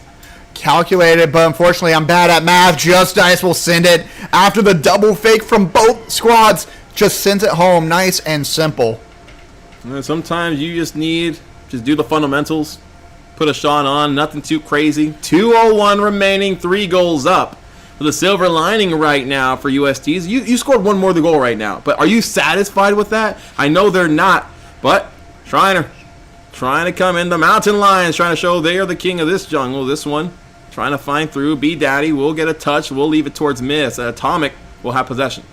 And again, it's got to be that magic 3-goal number. You have so much insurance. You have so much safety that you don't even have to pay for your deductible at this point. You're good for the rest of the year. Mm-hmm. But it feels like UST in the meantime are fighting for their life right now. Unfortunately, their payment plan is pretty bad. They're badly in debt. This just got way too real for me. I'm sorry. And this is where this team, they have to find a good financial advisor to advise them forward, and maybe put a little Roth IRA. There you go, Roth IRA. Had a little brain fart there. A little Roth IRA for some savings for later, but all those savings have to come out now. As a 107, B-Daddy able to push that one off. Has a save to his name now as Bogus continue on the attack. Honestly, I thought B-Daddy disconnected. He was just sitting there for so long. I was like, oh no, it's going over him, but still able to pick up that save. Less than a minute to go. It's getting dire. It's 50 seconds left as 3-goal difference. I would love to see one more goal from UST. But University of St. Thomas have yet to find the light at the end of the tunnel.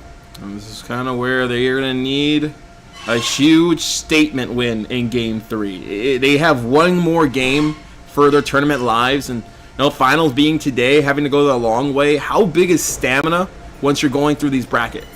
You have to be focused, just like Atomic, able to take that pass and just send a grounder, because they pre-jumped that shot too. They were anticipating going up high, and he keeps it down low right behind him. But you have to just maintain focus. If you have a bad game 1, focus on game 2. If game 2 doesn't go the way you want, but you improve a little bit, okay, take what worked in game 2 and just be better. Straight up, plain and simple. Just do better. Don't give your opponent space, because so far, Just Ice, Maurice, and Bogus have all had so much space to do whatever they want on the pitch. And if they can just deny them, if they can just focus up and put pressure on, they will be able to get one game under their docket. But Just Ice will get one more goal to end it. One more goal gives him his hat trick. And that's going to end this game 6-3. Formalities will come off here in kickoff, but now you're up 2-1, and coming into this matchup, knowing that you're one step away from potentially going through, or actually 2-0. 2-0 actually. I think I'm looking into the future here for game number 3. But right now, in the present, in the now, Schreiner taking this one, still needing one more to take the series. But they're dominant. They're looking extremely strong. I don't know what's going to stop them right now. Honestly, I feel like there are so many different threats because you can see Bogus Man didn't really do much this match, at least on the stat sheet. On the stat sheet, yeah. But they were so very important for getting bumps, for at least being a body available for an alley to come through, just to channel that ball forward. And I feel like if Maurice and Just Ice get shut out, Bogus will step up right then. He's that glue. Everyone always sees like, oh, he's that third man. He's that third man. No, that third man is the most important. Sometimes you can have a great mechanical one man. You can have a great mechanical two man, but you need that person who's going to be unselfish to know, I'm going to hold the back line. I'm going to do my job, and that's get assists. That's be able to hold things off, maybe get some demos, 82 points. But what's more important is that victory. Absolutely. You need someone to cover the gaps because being mechanical as a 1 or 2 does not give you right of way in every single direction. What a save from Oogla! Yeah. But going towards UST, though, I feel like B-Daddy and Atomic have been able to get some points, and Oogla keeps trying but gets denied at every facet. I would love to see them try to find more opportunities without overcommitting. Look at all of them on the same side of this play as well. Pass down to Maurice, up high, onto the backboard. Will find some safety in the moment. But they need to try to set each other up. They need to control the ball just for a split second more because they're being given space. They just aren't taking advantage of it. I think the rotation right now is also kind of, it's a bit of a mess. That last one, we saw Braden go for a challenge. Then he came to 2-man instead of him rotating back for boost. And Maurice, 1 for 2, shooting 50% so far off a beautiful pass. Will open things up here. And Just Ice immediately follows through, locks in like a heat-seeking missile on Oogla, and just, again, eliminates the problem of a defender. It's becoming an issue where you need to be more field aware. You need to slam those brakes if you know there's someone right behind you. If you go up to challenge the touch they put in the corner, get behind them. Stop, get back in jail, wait for a second, and then you can get that save. You had so much space to do so. But if you get demoed, that's it for your team. You're the last one back, especially. No boost in a dream. Just Dive puts it mid as Marie's unable to get a touch there. That would have been goal number 2. And a small little mishap will have this team trying to recalculate themselves. As Oogla pushing this one towards mid, trying to continue on the attack. This one will just fall towards the red side. This one will be put into a corner as this team trying to get themselves in a healthy position. Open net, Just Dice. Nobody's there. Will they be? Yes, we will. Maurice puts it through. There is that panic I see time and time again for UST. B-Daddy goes up anticipating the double tap. Doesn't happen. And then we have Oogla trying to cut off the ball, but mistimes it, doesn't read the situation correctly, and just misses entirely. And Maurice just needs to do the world's lightest touch, and it will go in. It's more and more, it seems to me that UST is just getting outplayed by Schreider. One thing too is Maurice. He has that Buffy on. And I feel that goal explosion always gives these teams a boost. One of the best here in Rocket League. I think when trading went away, it was one of the most popular items. And you see himself, I'm gonna show it off. I have this goose because I know I can score goals, and I want everyone to know I got one of the hottest items in RL as Maurice trying to rotate around, can't get much as Atomic, no boost in a dream, gonna have to bait for a 50 as a good pinch, we're able to cut it onto a corner. Ooh, there's a bit of a team meeting that happens incidentally on the pitch in the corner, but B-Daddy not able to take advantage, not able to convert at the halfway mark right now. Again, scoring deficit not that bad yet, but we've yet to see a lot of shots coming out. B-Daddy tries to bring it to the corner, but will be pinched out by Maurice. You can see Oogla was ready for it too. It just seemed it may have touched a bounce that he wasn't expecting, and that kind of was the difference. It's a good save there, not going to allow the third goal to get put on. Still trying to go through as it will just go off the side. Just Dice, hard touch. Will be a pass. What a save. Ooh, B-Daddy able to get a piece of it in that moment, coming in from the forward part of the field. Able to deny, and then Atomic able to make sure the house is locked and the security system is armed. Unfortunately, I hate to say you already have a broken window, so you got to figure that out fairly quickly. 1:42 left to go. Neither side have scored in the past minute and a half, but I want to see UST score. Atomic goes for the double tap, instead will pinch it back, and Oogla, waiting for the pass, could not find a call for him. And there, B-Daddy, he went for the boost and just got awkward there. Had to give it up to a teammate for a clear. Would have had a great chance upfield if he was able just to hold on possession a little bit more, but just small little bounces are making things tough here to really have possession as Oogla takes it away before a free net was given. And 75 seconds left. There's still plenty of time to catch up, find these 2 goals you need desperately. But I would like to see B-Daddy right in the right spot. That's exactly what I wanted to see happen. That's exactly what I'm talking about. They've been trying that play, corner to mid, able to work off a pinch. B-Daddy, the abominable throw man, not throwing that one. 1-2 ball game. Do they have a chance? We got a game now. We got a game! And now there's that tension coming back toward Strider. Anytime an opponent scores after an extended amount of time, there's that loss of focus a little bit where you start to panic. You really want to score. And honestly, they can. They've been able to, especially if it's Just Dice taken to the corner and gets that demo follow-up from Maurice. But now iAtomic fires just under the crossbar, will be saved by Just Dice. Ugla bumped all the way back into the second man position, goes to follow the ball, realizes Just Dice is on it, and will wait patiently, wants to get that counter hit, but cannot do so. Yeah, opportunity after opportunity. It seemed that they're there, and B-Daddy says, "Here I am." Came back with the milk and throws it down. Daddy is home and has scored again, tying it up 2-2 with 31 seconds left. This is an opportunity. UST needs to carry this momentum through. I do not think they will win out in OT, so they need to score in the next 30 seconds in order to prevent Boogeyman from scoring. What a save from B-Daddy. No, Boogeyman's right. He is a nightmare for this team, but one of these comes would have to find a way to find their Jason, find a way their Michael Myers to put on that game face to scare this team off kilter. As Maurice double tap off the bottom of the crossbar, B-Daddy able to move it away as the demo takes Atomic out and full boost now. Carry it through B-Daddy, put it all the way towards the corner, enough force, enough to roll through. Just Dice off the ceiling. Just wants to clear it out, but doesn't have a lot of control. iAtomic has the shot, will send it home at 0 seconds and get the score. And the bang's coming out the buzzer. iAtomic, the Season 3 Grand Champ, has been part of the scene for a while, and he sees his team take a Game 3 in a huge reverse. Wow. At halftime, I don't know what was going to happen. They were at 0-2 by half, right? I'm remembering that correctly, right? Yeah, they were. And, the crazy thing, Ugla, no shots, no goals, 2 assists, 4 saves, top of the leaderboard without having to do a single thing in terms of the goal department. What an absolutely wild scenario where UST is able to come back, and now they have this momentum. And Game 2 is always very important to me as a player, because if I go up 2-0 and I drop Game 3, I'm in a panic, and there's going to be some frustrating moments where I'm really going to try and make something work out. But as we go into Game 4... Quickly as well. Still match point. Most people, they elect to keep their 50 seconds, but you saw everybody ready up quickly, and Maurice says no time to wait. This one going to get into the candy shop.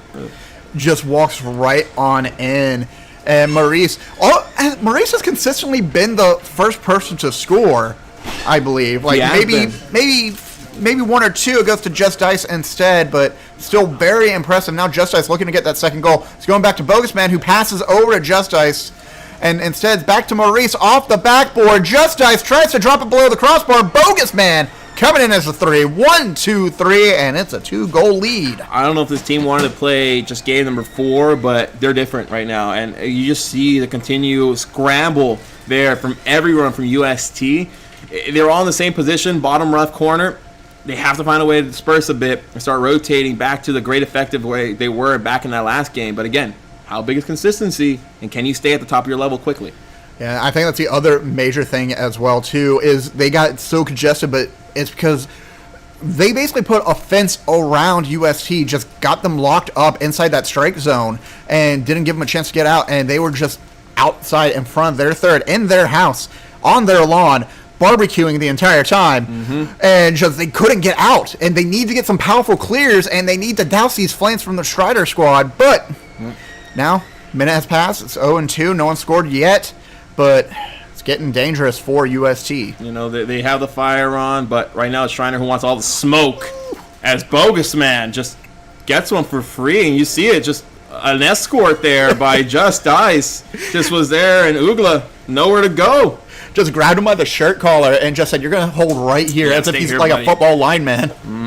And no holding call can be called in Rocket League, sadly. So, unfortunately, that's just UST's L to take in that moment. But still plenty of time to catch up. B-Daddy looking to make his parental appearance once again. Instead, it's going to take that ball to the ground and instead will own goal, backflip, sends it home with the assist from Maurice. Yeah, Maurice just in the front lines of that defense. Both B-Daddy and Ugla. Nothing to be done there as the Escort continuing to make that front line just have a horrible time up there. They're panicking at this point. They have nothing to do, and it's all due to the aggressive play style has been able to come out with. Yeah, they're just all in each other's way. You saw iAtomic and B-Daddy just right on top of each other. They couldn't really decide, do I go left or right? Because that ball's about to come to me, and I want to be in the way to get that save. And it's just not working out. Now B-Daddy taking the ball out of the near post, but that's dangerous territory for Bogus.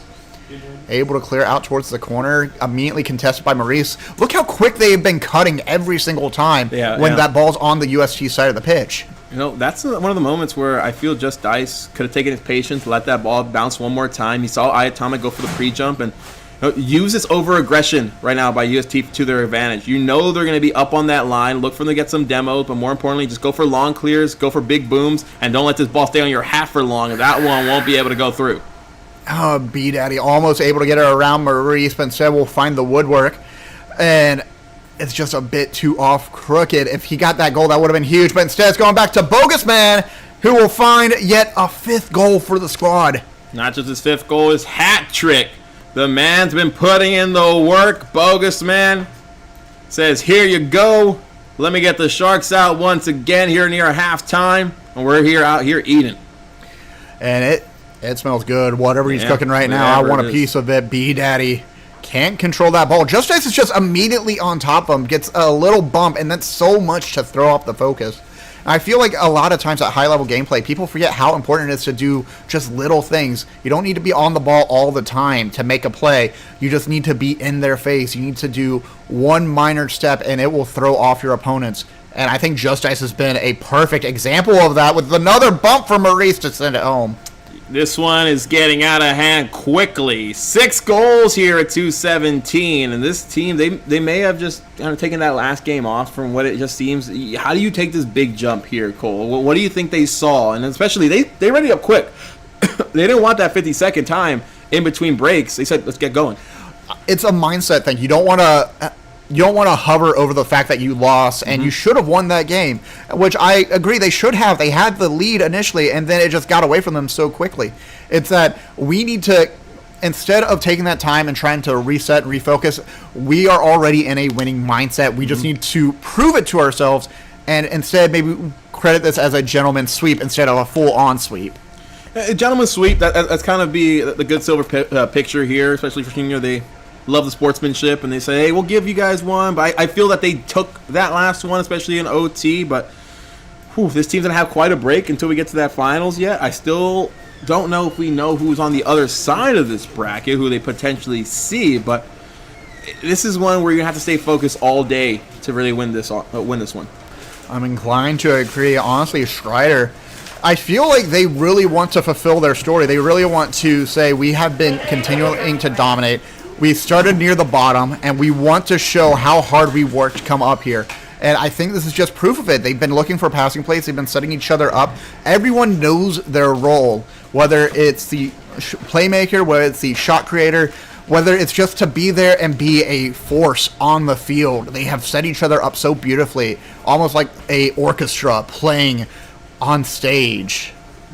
Good touch. Bogus Man. Coming down the last 45 seconds. Formality here for both these two teams. As this squad in maroon, they took some time to travel to the E6 Gaming Center here at Fiesta, Texas. And they said we're going to be here for a long time. As this one starting to find its way to closing time.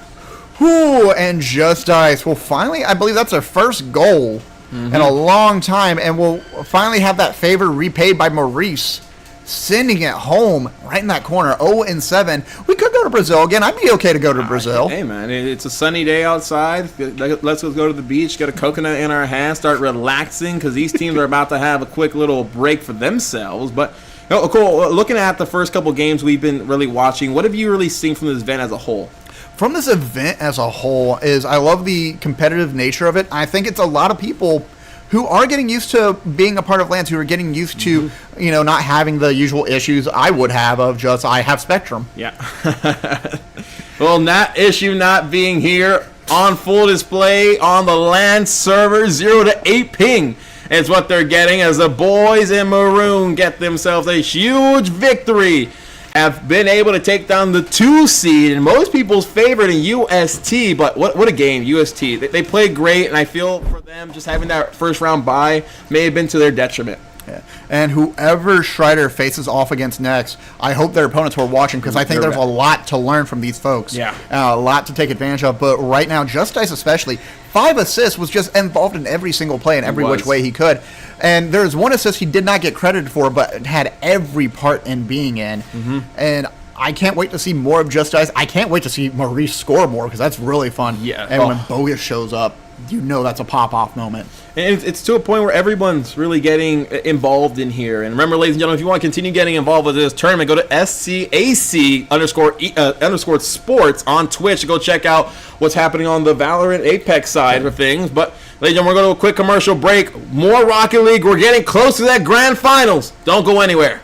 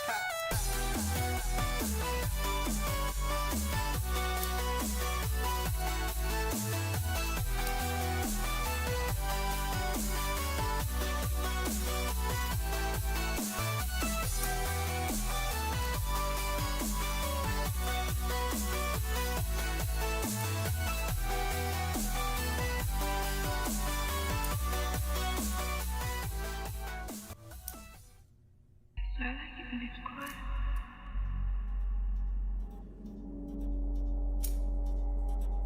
You like it when it's quiet? I find it too noisy, this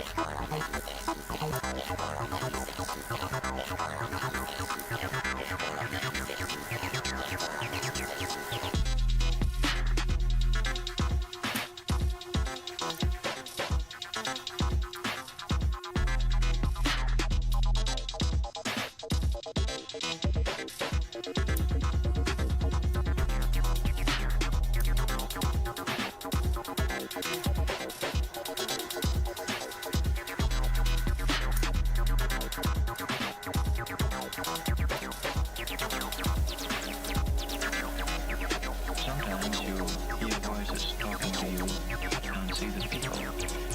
Yes, all day. All day? Yes, I don't think my headphones been clear when they talking Can you hear them now? since I was a young girl. Can you hear them now? Or really And I quiet? can talk. And I can talk without them. You can talk without whom? You take away my talking. The voices? Yes, How do they do it? I don't know.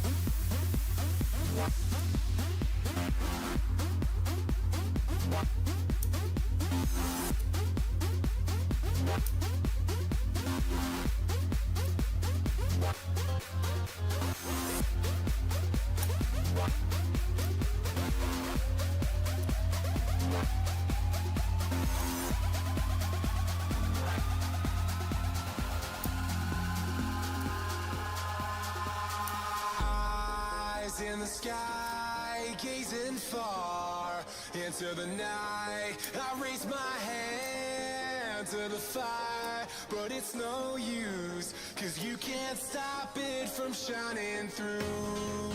It's true, baby, let the light shine through. If you believe it's true, baby, won't you let the light shine through for you, for you, for you, for you, for you, for you, for you, for you, won't you let the light shine through?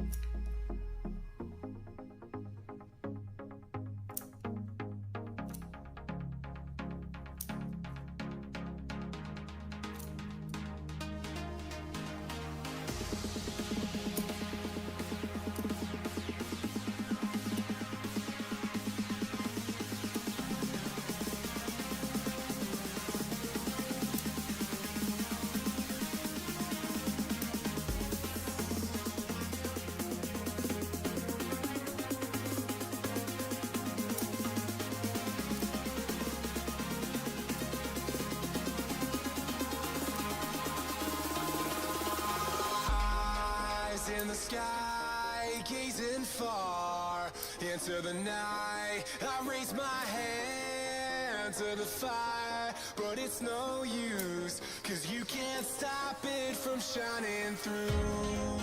It's true, baby, let the light shine through.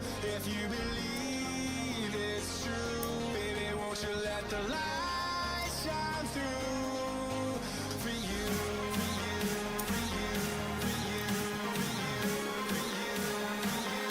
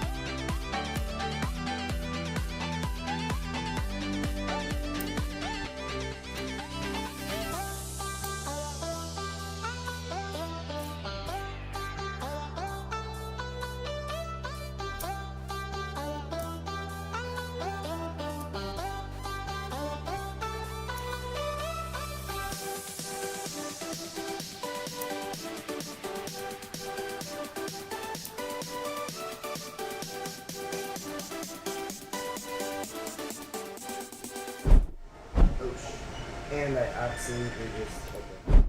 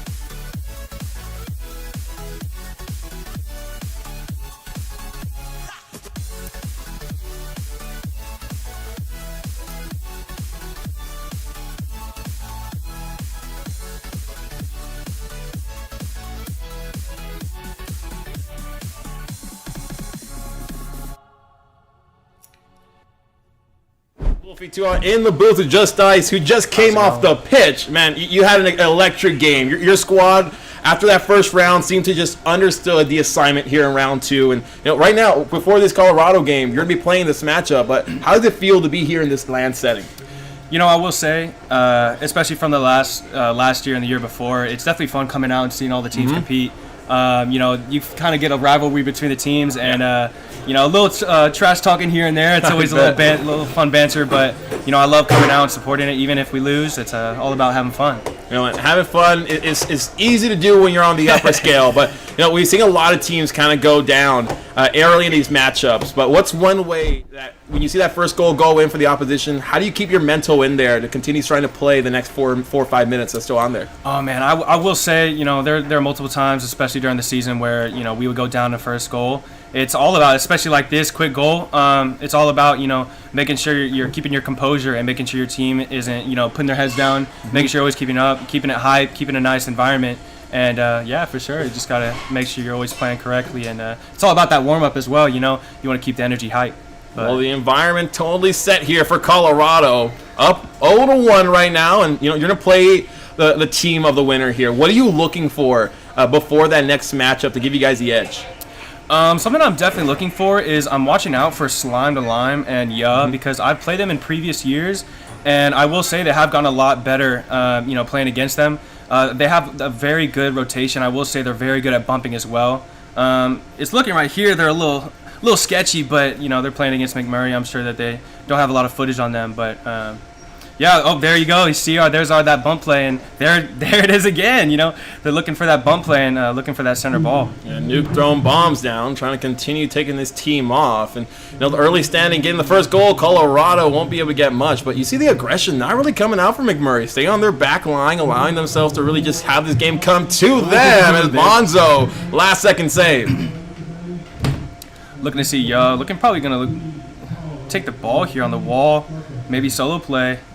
Probably going to look for a bump. Oh, and it's just straight in. Crossbar down. Hate to see it. Just better here. 0-2. Underneath crossbar. And those kind of shots, we've seen the crossbar being a big fourth defender all here tonight. Looks like they're finally starting to open things up. But first minute and 20 seconds, quick deficit coming in here from McMurray boys. As this team, they're not here by accident. McMurray has been playing a great season. But what makes Colorado so tough, especially in game number 1 situations? I will say it's definitely, they are a little intimidating, especially winning the past 2 years in SCAC. They have, they hold that ground of like all these teams like thinking, oh, they're probably going to come out on top. But I mean, McMurray here getting another goal back. Definitely a strong team. They ended up sweeping us early on in the semester too. Definitely definitely a team to look out for. They can catch you off guard. 1-2, gravy. Can't put a shot on, just pressure there. Nuke now going to have. Looking for that pass. Is this team deciding not to go for it? I feel there he just kind of got a little bit too up on his teammate. He couldn't really find him, but that pass potentially opens up a good score line. But this team's still trying to find a way to connect as Nuke off a beautiful pass gets a 2-goal lead.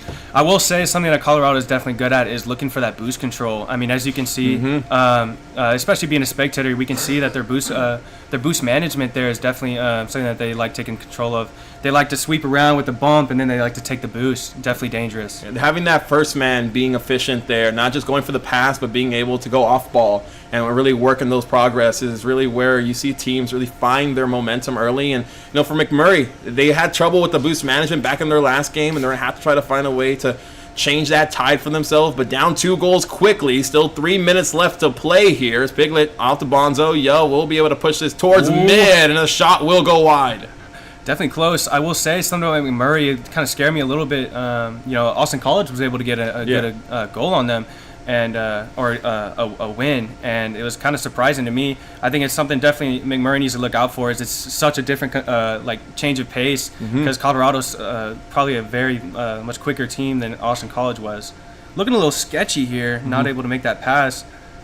Let's see what they can cook up. These passes continue going to the Rolodex in their head of what works, what isn't. As Nuke, third man, trying to steal the point. As Slime to Lime, throwing it down. And 4-1 now for a team that's up this much. You just came off a big game where you saw your squad up 7-1, 10-1. How do you keep your mental focus here? You're up by 3 goals and not just take your foot off the gas and just a little bit allow this team to come back into it. I will say it's definitely not. I wouldn't say like play the same, but it's definitely like making sure you take advantage of some of the mistakes that the team is making. Obviously, you know, when you're down, you're always thinking, oh, we got to score, and you know your defense starts lacking a little bit. And I think what's very beneficial is when you're up is you can just keep on attacking and you know keep up the pressure. And like here it is, look, they got low boost, easy goal for Ya.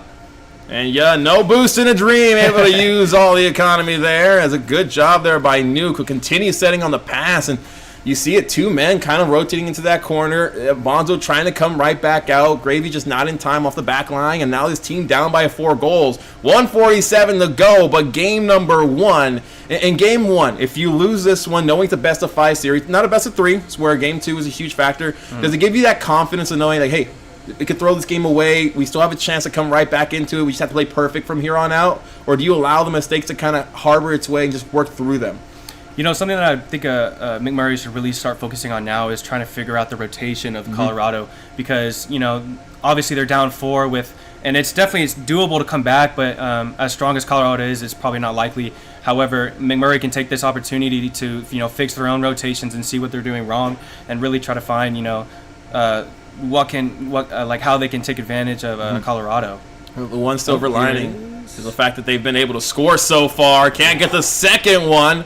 This one, final 60 seconds here in game number 1. It's Colorado continuing to put the pressure on. But how important is the second goal right now? They've only been able to get 1. They haven't really found a way to get through this defense and still trying to find a way to really, like you said, find advantages to take them for a ride. You saw it early with the demo plays and the bumps from Colorado, but it just seems that this team in red hasn't had that same type of place as Slime to Lime, sliming them out here, 1-6. Something I think you know really look out for is Slime to Lime because he's always there. He's normally going to be that third man rotating in. Colorado's looking for that 1-2 pass play in the middle and looking for that sweet bump, and then Slime to Lime's there to finish the goal, just as you could see. And it doesn't take a whole lot of boost for that to happen either. There's another sneak from Slime to Lime. There it is. Nice little ground pinch there. Nice to see. Yeah, for sure. I think it definitely is huge trying to for McMurray to get another goal here because you know their mental's probably tanking a little bit. Yeah, but 1-7. You have to, especially now traveling down to Brazil, sitting yourself here, final 30 seconds, and. No, McMurray's going to have a huge jump here in game number 2. How big is it, really, in those 50 seconds to not kind of freak out and kind of just take it logically and try to work around it? Or are you just trying to queue up quickly? I know that's what you all did after that game number 4. You guys didn't want to wait any time. It's very difficult, I will say. You know, it's tough taking a timeout when, you know, your fingers are warm. There it is, again. You know, they're looking for that pass, look for sweep the boost, and looking for that pass middle. Yep. There it is. That 1-2, and then if he even missed, there's Slime to Line probably to back it up. But what were we saying? You answered the question perfectly. I was just looking back at that last goal. You see 2 defenders there on the sidewall, and you're seeing the defense, the rotation just not there. You seem that there's a little miscommunication right now. And how is that different from playing in your bedroom, playing in your dorm, to having to come play in front of a crowd like this here? Oh, man, it's completely different. I could say that, especially when I first got here and we were starting to warm up and, you know, get everything together, I could say that, you know, I wasn't playing the best of my ability. However, you know, whenever I'm at home, I'm at my own computer, I can just, you know, log in, get comfortable, you know, do my own thing. I'm not really on a, you know, time crunch, and I can get things done. And especially I know for some of my other teammates, it's, you know, they can add in their own incentives, and, you know, we can play real nice together because we're not, you know, we don't have the pressure of the crowd, like you say. Yeah. It definitely makes a huge difference. You know, coming in 17 shots here for Colorado, 2-3 of McMurray. 2 players able to get 7 for their name. It's showing how well this defense is going to have to play perfect. And you know, when you're looking at a series that can go to 5, how big is stamina? And are you trying to just take your time and not overexert too much? As it looks like we may have a quick pause here. Yeah, it looks like the boys aren't ready there on the pitch, so we'll just have a quick pause, a little reset here on the timer, and now we get we have a computer bug here from Gravy. So this is an unofficial timeout that they're going to be able to sit down and kind of just talk things over with. But I'm excited to see how this game's going to continue going on. You know, Oh, for Colorado, first time on the stream, going to be witness for all the people to fully display. And, you know, a lot of people are giving them as the team to beat here tonight. You know, the number 1 seed, McMurray coming in here as the underdog. But how is it when you're trying to live up to the expectations of being that top dog? You know, I will say it definitely feels great, especially during the season, because we were able to actually reverse sweep them.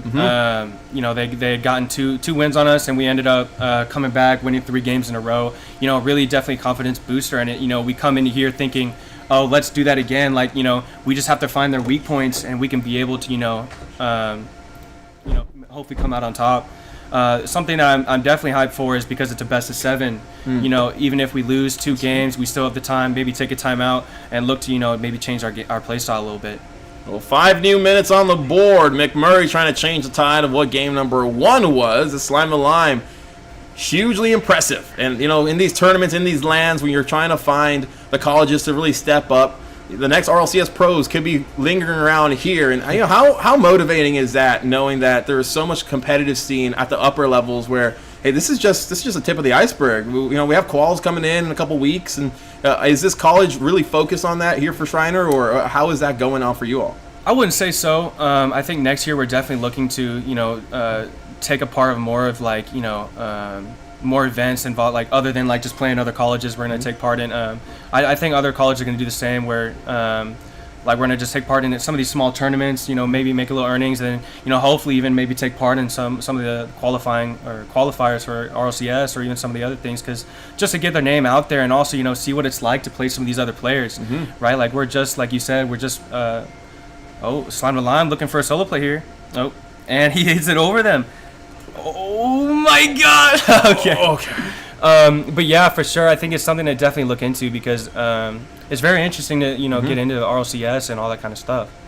When you're trying to get through those moments, it's these battlefields you need to be able to traverse. And right now, Colorado College has just said we might be in the snow, but we're having a sunny day here tonight in Texas. Is this one?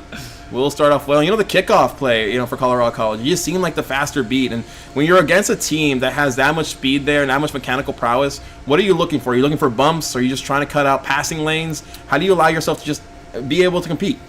You know, sometimes as quick as Colorado is, what we focus on during the semester is really trying to slow the pace down a little bit. Is because even though, like, you want to keep that fast pace, I think there's also some that involves, you know, looking for good clears. Oh, and there's another one looking for a long clear, and Snazzy's able to put that one away.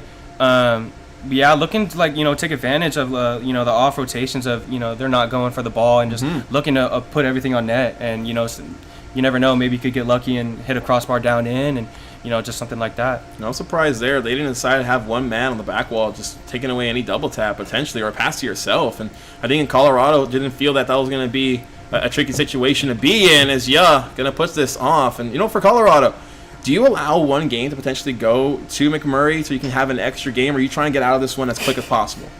I'm going to be honest, I think Colorado's probably looking to have a little more fun and kind of like try out their styles, because, you know, they know that they're going to I think they know that the game against us is probably going to be, you know, the game that's going to be, like, you know, the deciding factor of who's really going to end up in winning this tournament. And, you know, not going to knock McMurray out, but, you know, they're probably looking to, you know, see how their play style is against different teams.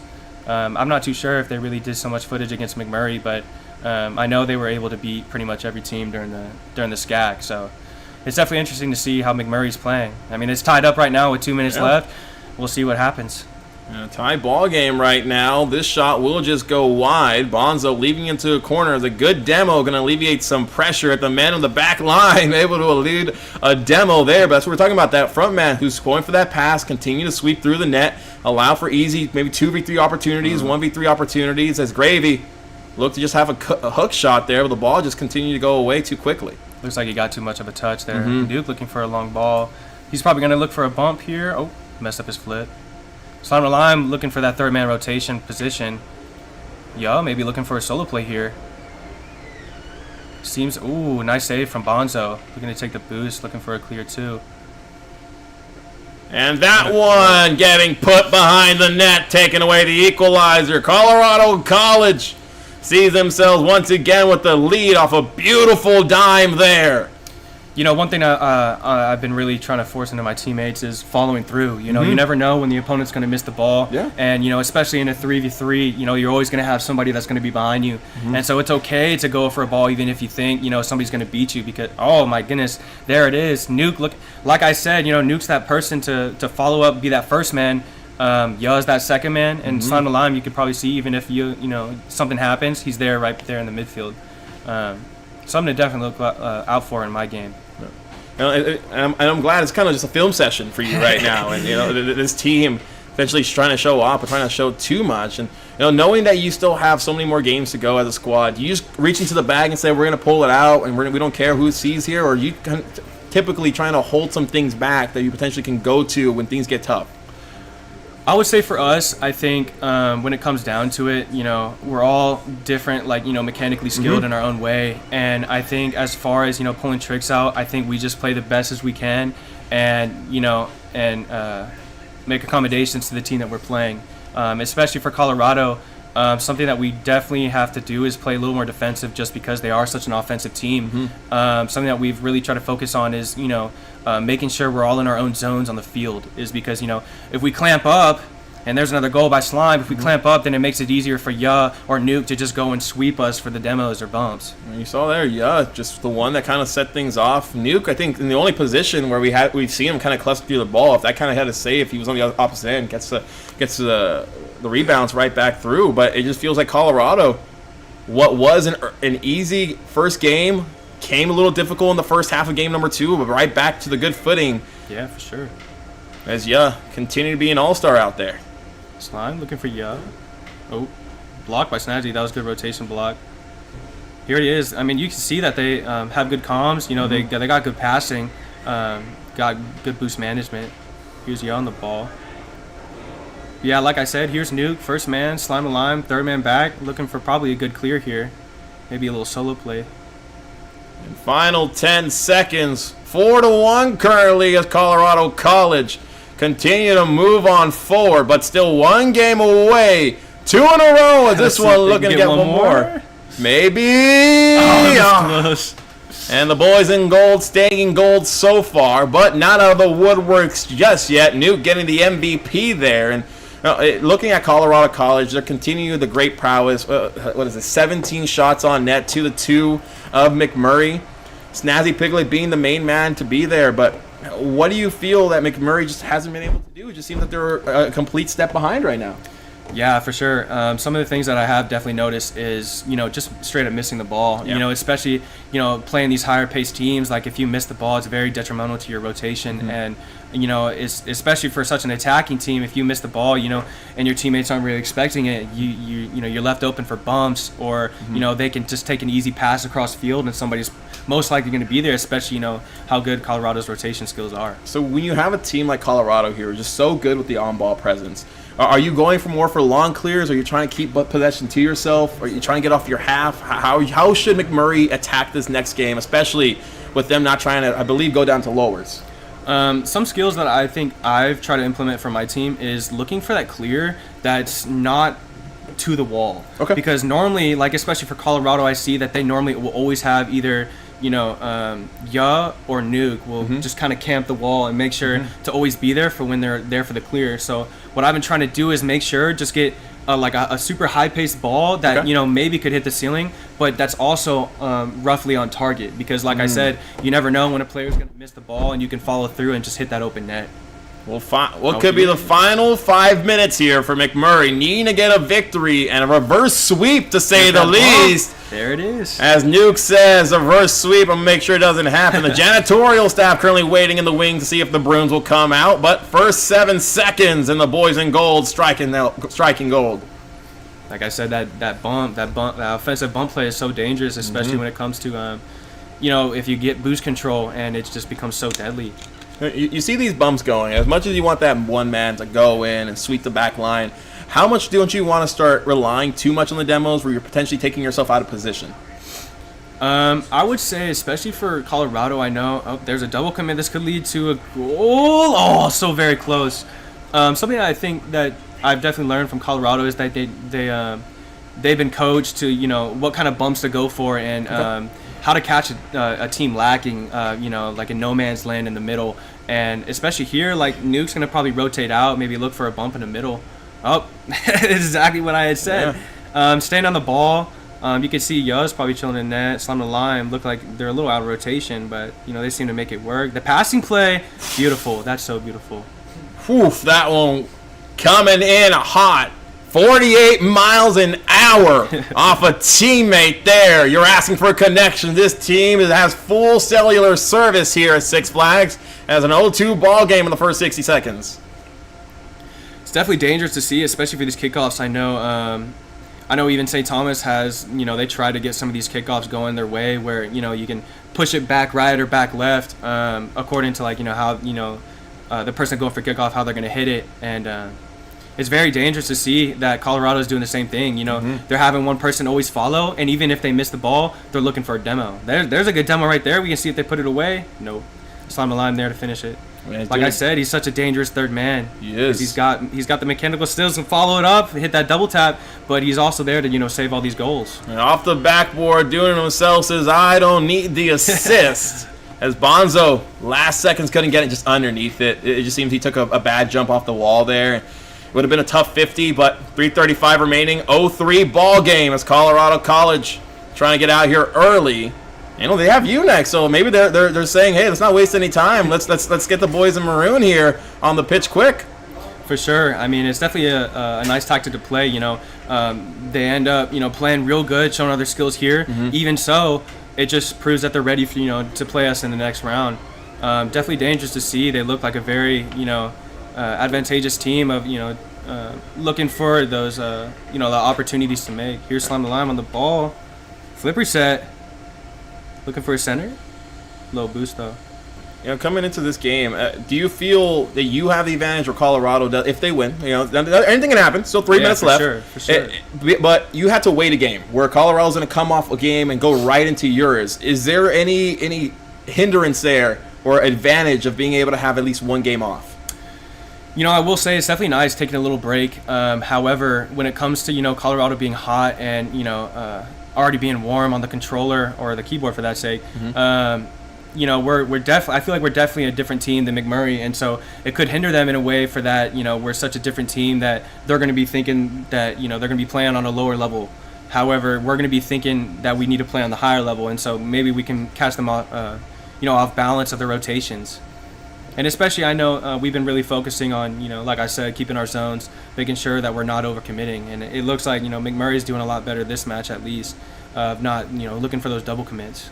Especially at this level of Rocket League, you're not given many opportunities. How big is it to use the mistakes of the opposition and capitalize when they give you those open nests or just a little bit of breathing room and not letting them just go to the wayside?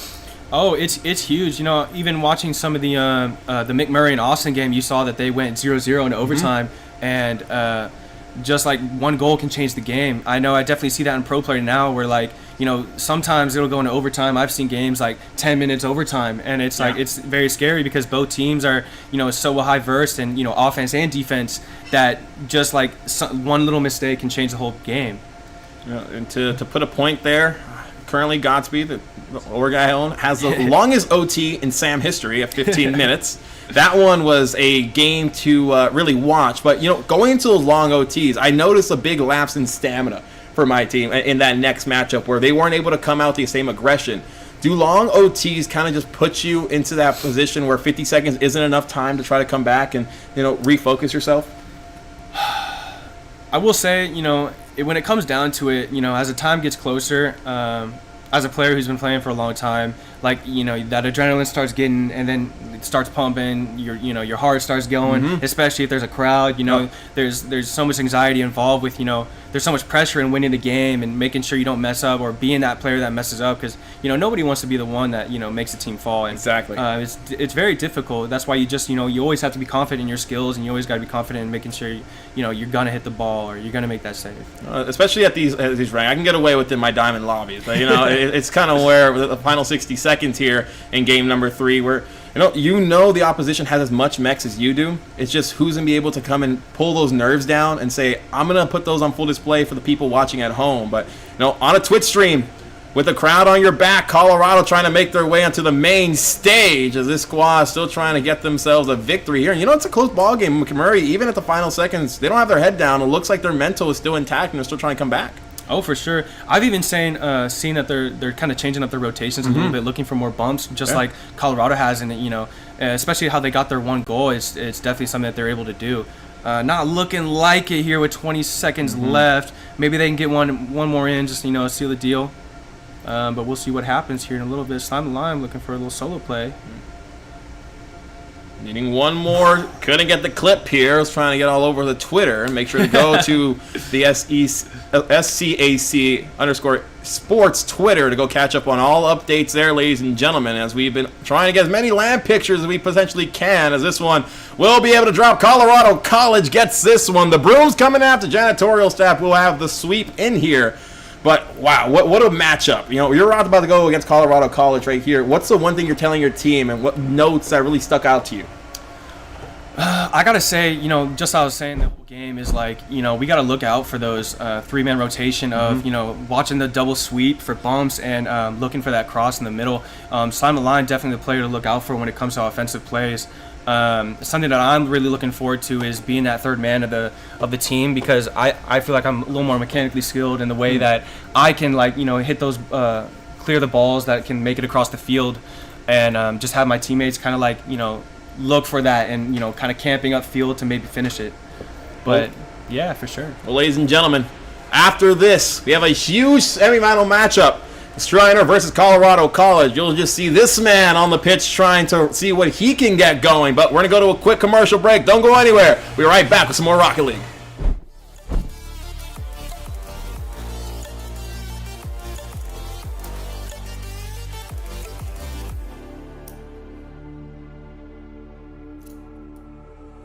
Stranded in the open, dried out tears of sorrow, lacking all emotion, staring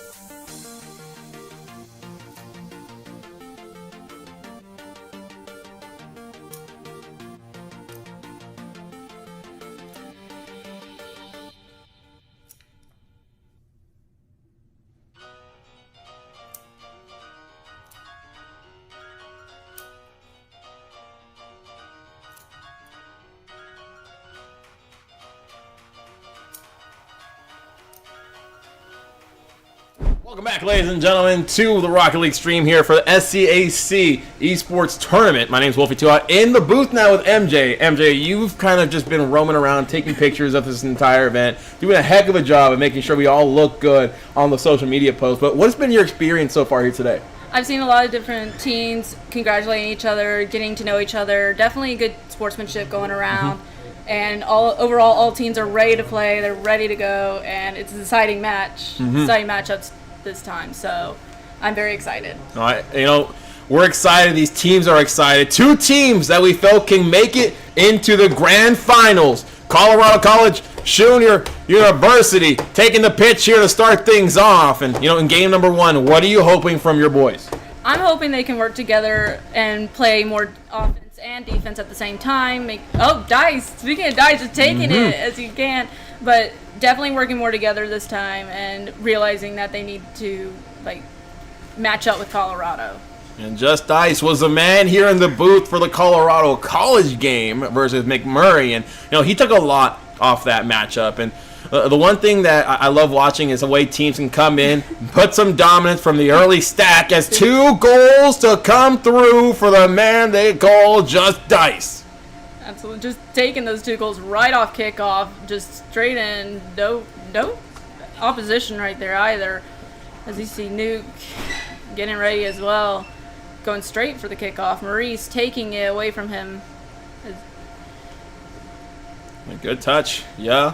Leaving it to the corner. And, for Colorado College, this is a position they didn't expect to be in early on. If anything, we felt the first 60 seconds may have just been a 0-0 ball game where they're trying to just get their feet wet into this. But, Colorado College, they came off a game. Do you feel stamina is an effect? Because your boy did have a chance to just be able to have a breather. I definitely think stamina is a big thing. Also, egos. When they win a game, your ego gets really, flared. So hopefully Colorado will use that ego to their advantage rather than get tired out.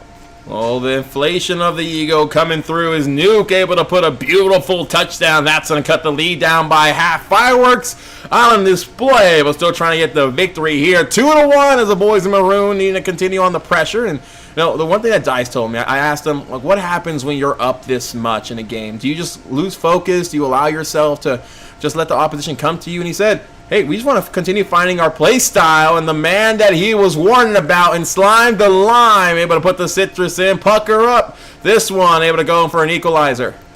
Yeah, just make sure that Shriner needs to remember that, hey, we're still here and we're number 1. But 4 goals in the first 60 seconds.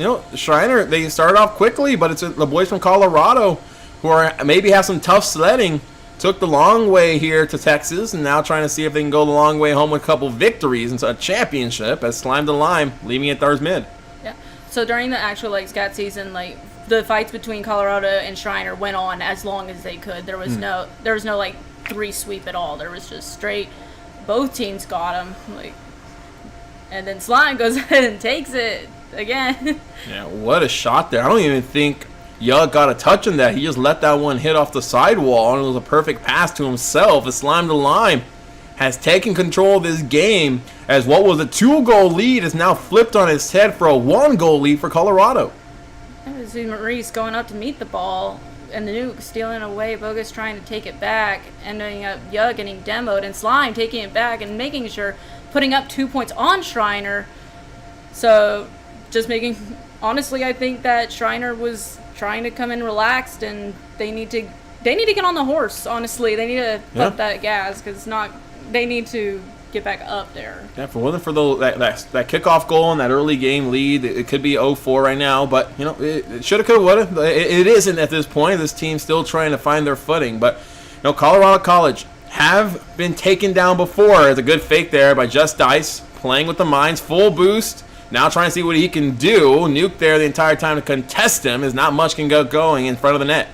I would see Bogus coming in. He's an actual soccer player, so he loves playing this game a lot. And so he just wants to make sure that he says he can do more in car soccer than he can in real soccer, and he loves flying around the field. And then Maurice loves to fly as well, keeping it up. If I see him in an actual soccer pitch, just flip resetting, doing some aerials, I'll be like, he needs to go to the MLS. Someone needs to sign this man. But right now, RLC has dreams for the Bogus man. Is able to pass by one, not able to get there. The crossbar pushing them to the side as the offense continuing to mount here for the boys in gold. Yeah, but see, yeah, coming in, taking the ball, Maurice taking it back, soaring it across the field, Nuke blocking it. Nuke has done a lot of demos too, and so I think he chose his name really well when it comes down to it, because he just loves to demo as much as he can. So definitely, this is an interesting matchup no matter what. Yeah, it's an aggressive play style. Double commit there, slam the line, Nuke being the same position. That's potentially be their detriment as it can't get it going. And I said it, when the opposition gives you mistakes like that, what Colorado is, you can't let it go to the wayside. That could at least cut this lead down by 1. Yeah, as we see all players swarming in on one section. Definitely Slime playing goalie right there, trying to keep the ball out of their goal as much as possible. Dice just trying to keep the ball up in the air, straight to Maurice, flinging it on Shriner's side of the match. Good pass. No one there to receive it. And the shot's still going on to net as the boys from Shriner can't get back. Yeah, gets his first one here in game number 1, 2-5. Yeah, they're definitely showing why they're number 1. Yeah. So number 1 versus number 3 seed here. And remember, ladies and gentlemen, no matter what happens to either of these teams, they're not out. They will go down to a lower bracket. So their lives still intact. But you don't want to at least get there. Go to the grand finals. Allow yourself to have that advantage going up there. The good touch there. Needing to come through. And, the one thing I'm curious. I don't know if there is a game advantage or if there's a reverse sweep for the finals. Colorado College, if they can make it through unscathed, usually in these double elimination brackets, you have to beat them twice. Yeah, Colorado is definitely the hardest team to beat when it comes to SCAC, because they practice so much and they have time to practice. Just watching them, seeing their practice videos is just incredible to watch them practice, especially here when you're walking around. The way they focus, the way they're into the game, they'll do nothing. You can't, I've noticed people try to distract them. You cannot distract them. They are sucked in. And as goes ahead and just shows what all that training came to. Yeah, and and Slam the Lime, it was one where, the man, the SSL for your squad, and Just Dice, he continued to give them their flowers. And, you don't see that much in the Rocket League community, but you said it. A really great job with the sportsmanship here today. And, a lot of these players, they know they're in a land setting. They're trying to make a big name for themselves. Colorado College, they have a great team on the opposite end in Colorado, the Buffs themselves, and they were trying to say we're the best team in Colorado, but it all starts here on these lands. And you're playing Texas teams, but they're saying we're bringing the snow with us as 2-7 continue to open things up. Yeah, just taking it where they go. Just taking it where they can. This team's, for a squad that got put 2 goals onto them, they kind of just didn't even let that phase them. No, they didn't. They just said, okay, cool. I think they definitely wanted to get Shriner a little bit confident in that, and then they wanted to sweep it out from underneath them if they could. You can see we still have 23 seconds left, so it's interesting to watch how they play on this. And especially the Barcelona potentially coming through. And, we got to talk to a lot of the team. The one thing I like about Shriner is the confidence that they had. I don't think this first game is going to be too much where you're getting in your head about. The one thing they said, hey, we're going to a best of 7 now. We don't have to worry too much. It's not like that best of 5 or at least a best of 3. We can really give up 1 or 2 games and still find a way to come back and win this one for ourselves, as this ball just needs to find the floor as the boys in goal of Colorado College find himself taking game number 1 as Slime the Lime able to get the MVP. But what's something that you saw there from your boys that you're hoping that they are able to try to refocus and readjust here in game 2? I definitely think they should keep their eyes more on the ball, because you could see a few missed passes there once in a while, but Bogus always comes in and takes it. But this match he was kind of behind. I think he was playing goalie more this round than anything else, and I think that's because Colorado tries so hard to get a goal no matter what, and they're so in sync. It's incredible to watch them, how in sync they are when it comes down to it. The only aspect is you feel that if any game was going to be the way Shriner wanted to, was the way game 1 started, with 2 goals. Yes. And now you're trying to come right back into it as this one, opening goal. Welcome back, boys. There goes Maurice, getting up in the goal as much as he can, trying to reclaim that little bit of ego that he needs to get through this match with his little bunny girl right there. He has the Buffy on his side. The goal explosion As now it will be, oh, interesting. Yo getting there so much quicker on the kickoff. Yeah. Bogus Man just electing not to go for a flip and just drive on forward. Tried to be the late man, potentially try to win a touch there, but won't happen. It's a good demo. We'll take a third man out who potentially was there for a pass. Yeah, as you see, you see how the boys are working together now. You can see Dice definitely clicked something in his head to say, y'all need to realize you need to be right there. And Nuke goes ahead and takes that opportunity to score that ball in right underneath Dice's nose. And that's a position where Bogus Man kind of fell with Dice there on the sidewall. If he was able to rotate around, may have had an easier opportunity for a save. But 1-1 ball game. Trying to need to come back and try to get this kickoff for themselves where they've had most of their great looks from.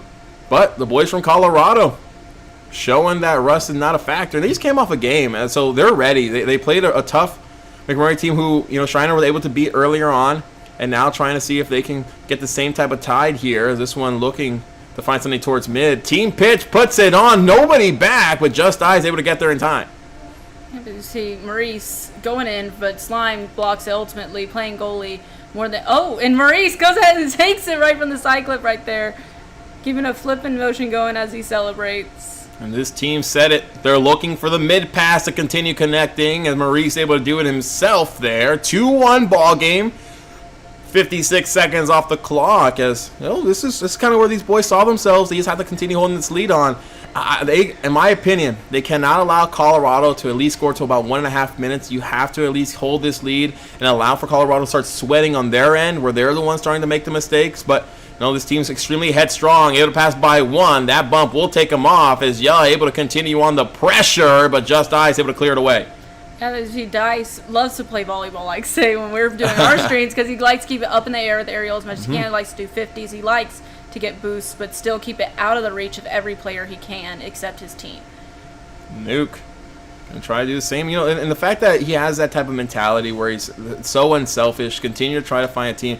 That's what you need, especially at this level of Rocket League. Everybody's so good, but what the difference is how your teamwork goes. And we see that a lot in the RLCS when you look at EU versus the NA. A lot of people would say have more individual superstars, where EU having that team playing, that's kind of where Rocket League is getting to. You have to find a way to really utilize everyone. And you're talking about how a lot of these players, especially Just Ice, plays, you said soccer, or Maurice, one of them, plays soccer in real life. He knows how pivotal it is to get everyone involved. As we're getting close to halftime, Shriner looking for a teammate, but that one will be kept off and will stay on their end. Yeah, because you see all the boys on Colorado's side of the field definitely fighting for that ball, trying to get those demos in. Bogus passing it up to Dice, and then it ends up towards the other team right now. Colorado definitely. So you see more and more action from all the teams, and there goes Colorado with their demos like usual. But it's an impressive game to say the least, and I'm looking forward to the rest of the matches because no matter what, the Colorado game always has you like gripping your handles and you're trying to stay focused on everything. Gripping the handles, gripping the controllers. The palm getting sweaty, but whose nerves will be able to get pushed down as Bogus Man looking for a pass there. Slime the lime, able to take it away as the patients continue to come in for this defense. A small error will lead to a big opportunity. Maurice, the man, the myth, the legend, grabs his hat trick here with 2:03.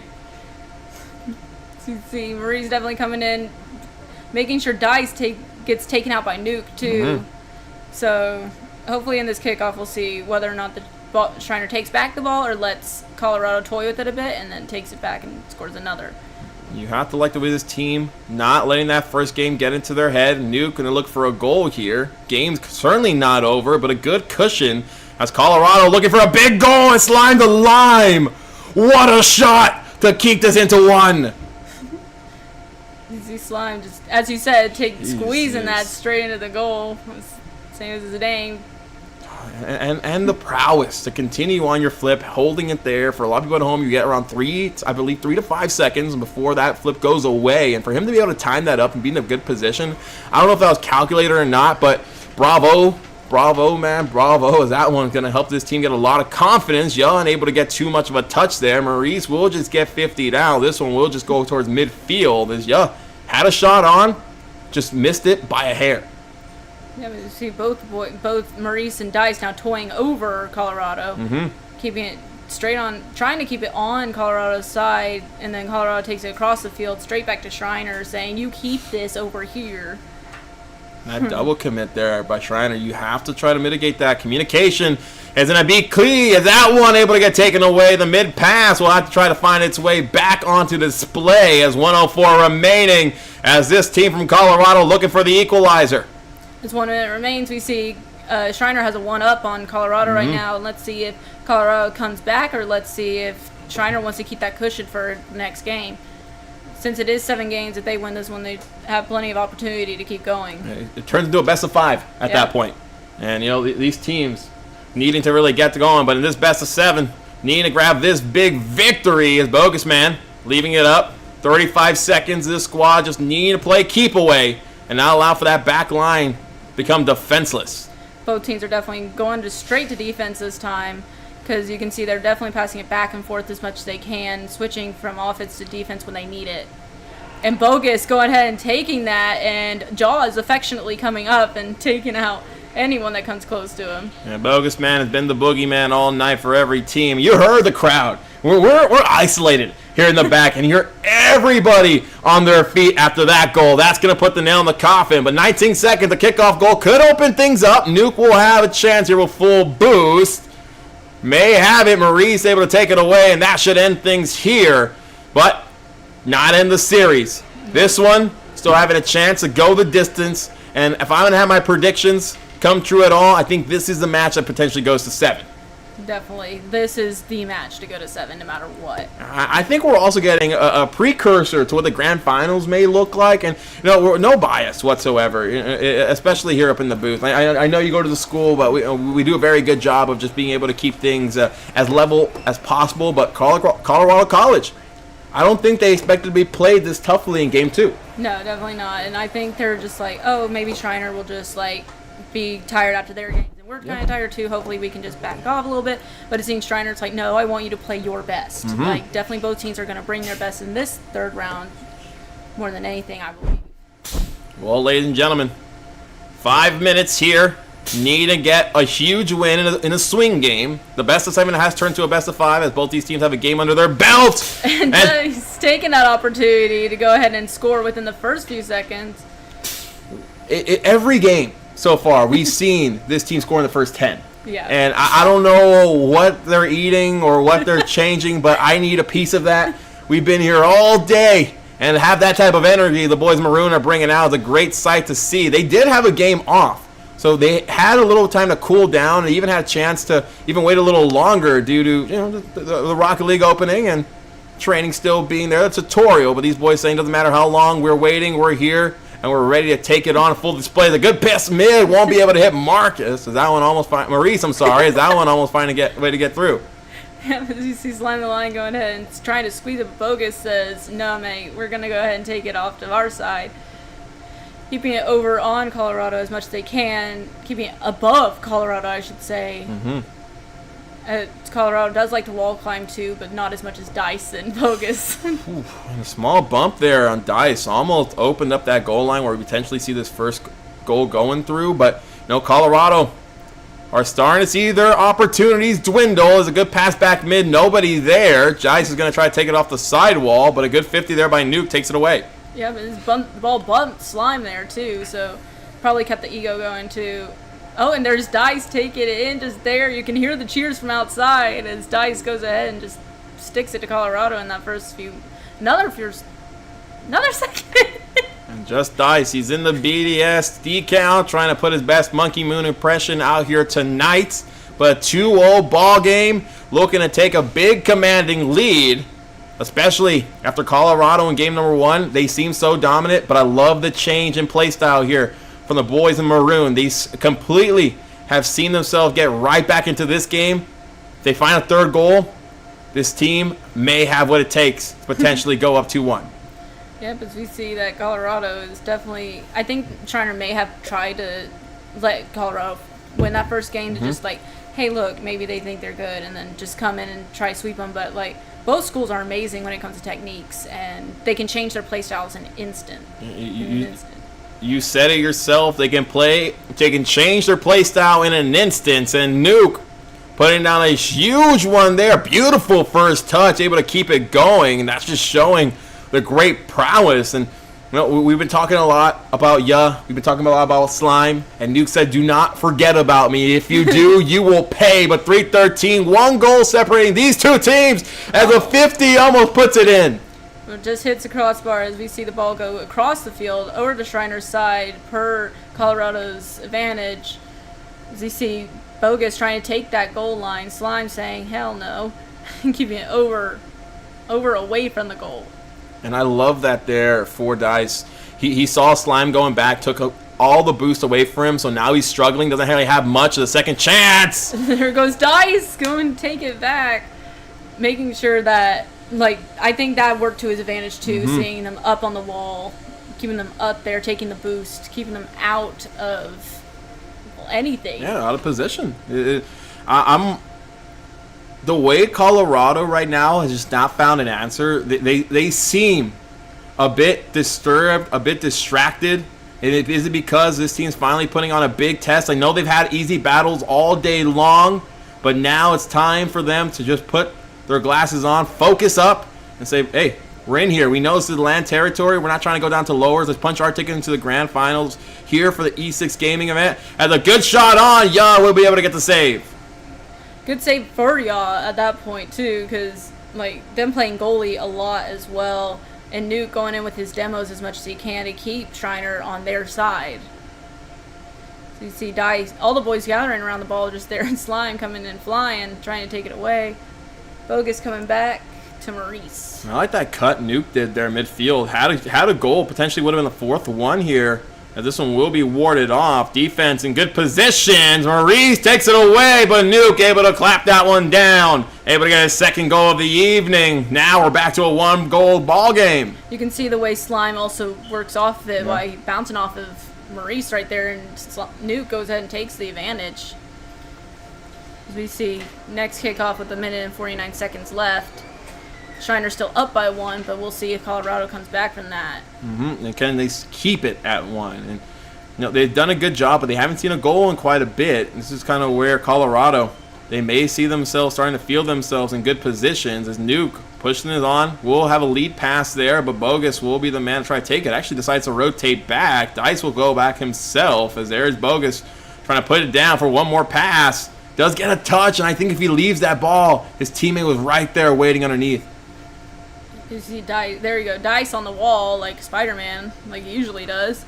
And there goes Maurice, and then taken out. Being taken out. I thought it was Nuke for a second, but Dice going ahead and keep the ball off Shriner's side, and then going ahead and take it with 1 minute remains. Let's see if Colorado can come back from it, or will Shriner keep their defenses up. Well, they're gonna have to just allow themselves to not feel the pressure in this moment. It's so easy to lose focus and allow the nerves to get to you. You see how excited they are every time a goal comes through because they know how big it gets. This is where your emotions can take its toll. As Slime to Lime, gonna put a pass towards mid, no boost for him.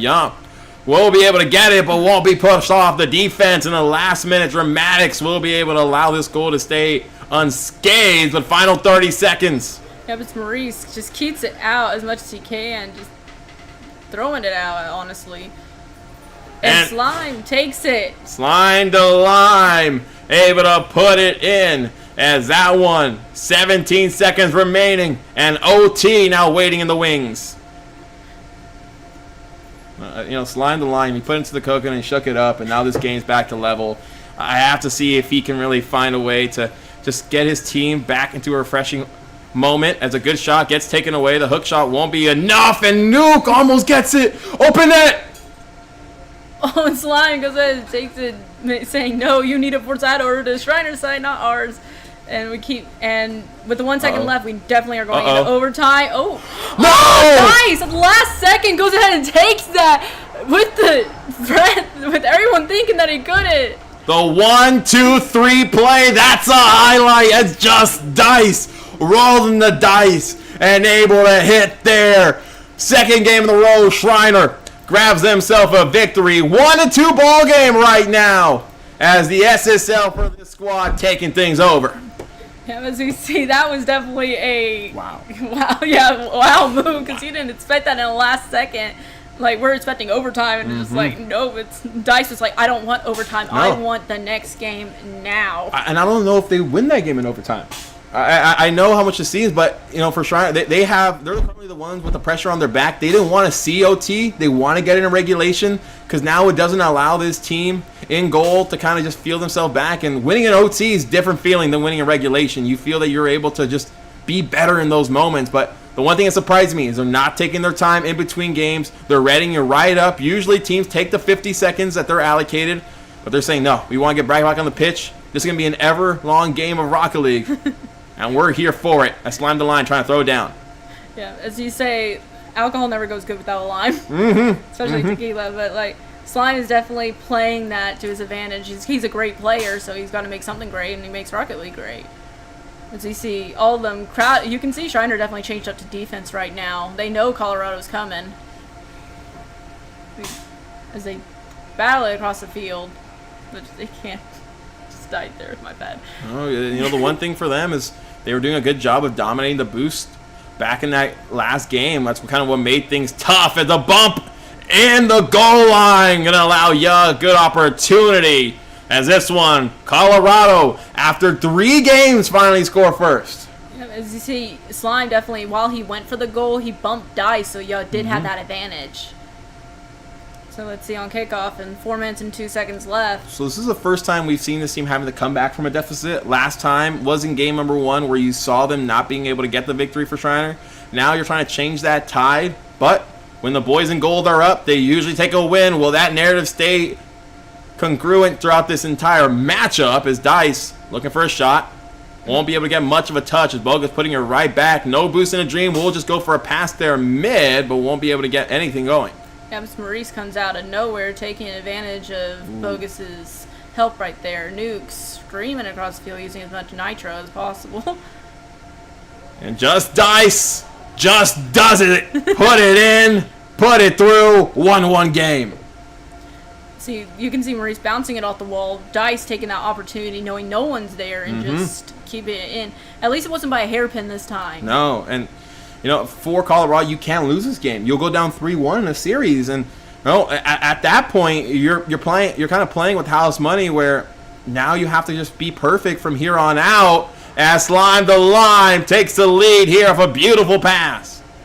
Yeah, see, they're definitely feeling the heat there too, because Bogus is up there trying, and Dice is definitely trying to block there too. Maurice coming in from the side. Like, everyone was on that ball, just couldn't get there fast enough. Yeah, they just need to find a way to continue rotating back far net. And, being on the backboard's fine, but you can't have 2 men on there. It kind of just opens up your defense to be exposed. And right now, you can't allow Colorado College to feel that they're coming back in this game because Nuke trying to take the confidence of the crowd erupting outside. He's definitely using that energy to boost him up, literally. And Nuke just saying, boys, is this where you want me to drop it? Is this field here at DFH Stadium where we need to just drop the nuke and say bombs away, we're coming in, we're staying here for the long haul? As putting a good shot off to the side there. Bogus man gets 50'd out, but what a pinch. What a save by Dice there. Maurice trying to carry it, but takes it back, passing it over to try and get Slime, but Slime just barely misses, and Dice taking that opportunity and that little confusion right there to keep it up in the air. Just a little hairpin miss there by Maurice. And that was a moment where I was really hoping him to potentially get off ball and maybe go into net to try and make things a little easier there for his one man, but gonna have to try to refine and rekindle some flames to get hot again, as now at halftime here in game number 4, we'll be able to push this on. But right now, the boys in maroon need to change the tide. We'll not be able to get past midline as Nuke will take it with full boost. Keeping himself fully charged for when he goes on those planes and taking it out, showing what his name's all about. Just nuking the goal as much as he can, keeping Shriner on its heels, and imprinting them into the wall right now with how many goals he's doing by himself. On their heels, as they're needing to find a way to get off the and they're starting to get backed up right now. And this is kind of looking the way game number 1 was, but for this team in gold to be able to take this one, I feel game 4 here is kind of solidified for yourself, unless we see Shriner get 2 goals before, I would say, the 60-second mark, for them to try to get 2 goals in 60 seconds is tough for anybody to do, as Nuke trying to get his hat trick, and more importantly, tell his team you're not coming back right now. Yeah, he's definitely making sure they know that it's Nuke that you should be worried about. Yeah. And we were talking about the others earlier, but Nuke was like, no, I want to be your center of attention. I want to be your focus. Focus on me. So. And he's been that center focus throughout this entire game, and it's kind of one where he may have felt that, all right, my teammates are doing it, and that's where you want to be at. But when you have a third that can really get things going, open net, needs to just get this one, not enough power. More focus. All the others were on the other side of the field too, trying because they knew Colorado would turn it around and force it straight to Schreiner's side. But Bogus coming in and keeping it on Colorado as much as she can, and it just comes in again, just bouncing it in the goal right there. And 1-6 ball game here in game number 4. Things are trying to go on their head quickly, but I didn't think it was going to happen this quickly. I felt that first game, Schreiner potentially had and knew what the game style was, but that's what makes Colorado so difficult. You can't keep playing the same every single new 5 minutes. You have to allow yourself to be creative and not get complacent in what you're trying to throw out there. Absolutely. I would say Colorado, in compared to Marvel characters, would be Taskmaster, just learning and adapting to everyone and seeing if anyone could defeat them if he really tried. So they're definitely playing a good game with everyone that I've seen. They play offense, defense very well. They taunt other teams within the game, keeping them on their heels. Very good team in a lot, with literally 55 seconds remaining. As we see, could Schreiner come back from this? And this is where you see a 2-2 game potentially come right back in, and now we're going to what could be a best of 3. It's just Dice trying to take it down midfield, won't be able to get past them too much, but no, this is kind of when you're in a deficit like this, you know you're not coming back, so you're just trying to keep things at a good pace, good rhythm, find yourself back into a position where you can be the one dominant, but it's going to be that first 60 seconds in that next game to really turn the tide, and what seemed like an advantage here for the boys Maroon has now turned into an equalizer, as now, ladies and gentlemen, bags are packed. Brazil, here we come, as that one was able to go through. You see, he wants a vacation. Wants a vacation, and potentially maybe with a trophy, but still in semifinals, still need to keep their focus there, but no, this team does not want to have to go into lowers and have to battle it out. Even in lowers, I believe it is the best of 5. So you go back to 1 game or 2 games less. Technically, it's just Dice looking for a pinch off the ceiling. Won't be able to get too much, as it will just float into the corner. As now things are starting to get interesting. Colorado College get their second win, as now we're tied up at 2-2. As this game continuing to get interesting. As we see, definitely looking at the goals from Nuke, took that game in his hand. And Slime definitely backed off that game too. Usually Slime's more aggressive as a player, but he definitely let his teammates go for it this round. And that's something that it's a bit interesting. 819 points, doesn't get the MVP. It's tough because once you start focusing on Nuke, you have to worry about the other 2 here for Colorado College. And personally, I don't know who is the bigger factor, Slime, or Nuke for yourself. So you have 3 players that can really pop off, makes your life difficult. But that's where the test and the answers are going to have to be put on. The cheat sheet for Schreiner going to have to be thrown out the window. Yeah, because Schreiner always said, we feel like the underdog, and they're playing literally the champions. And so it's just really interesting to see them, they want to be those underdogs. They want to be that, we want to be the underdog. We want to win. But then you have champions like Colorado saying, yeah, we like your narrative, but we want to stick with ours. Yeah, and, this is now, in this moment, the winner here is now 1 match away from punching that ticket. As Just Dice takes it off. First goal being detrimental, especially crucial for these teams to just feel that they're in a good place, as this one taken away by Nuke. I didn't think he had the touch there. Well, as you see from the replay, Slime passes it up, and it bounces. Yeah, he barely hits it with his hood right there. Definitely knows how to use his car. Yeah, 419 fireworks coming out here for the SCAC Esports Tournament.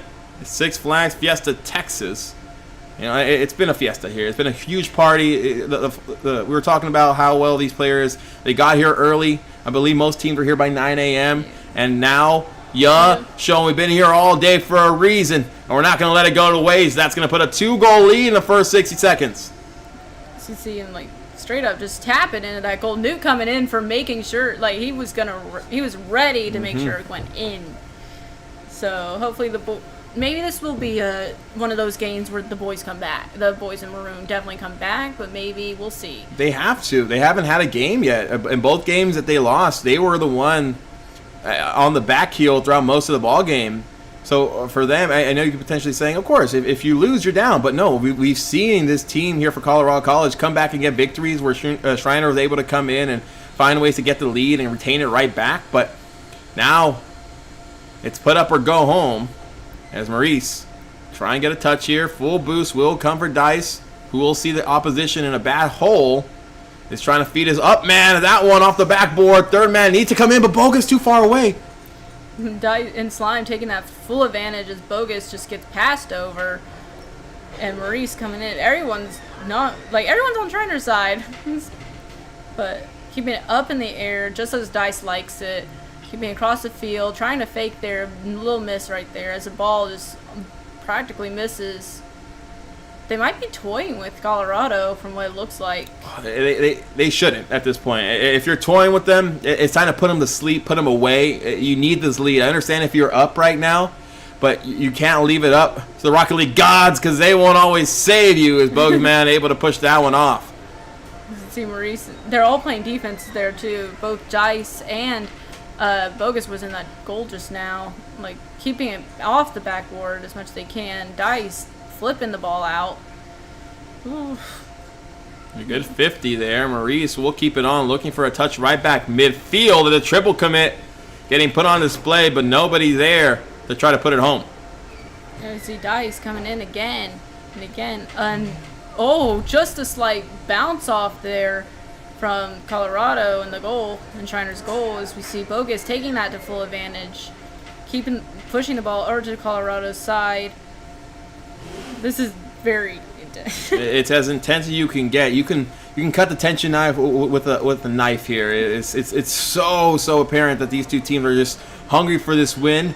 It's Colorado College. They may not feel good about those two losses, but that's something Schreiner is the only team to get a win here against this squad. Is that one able to cut it by half? And there goes Dice, making sure Colorado remembers who they're playing.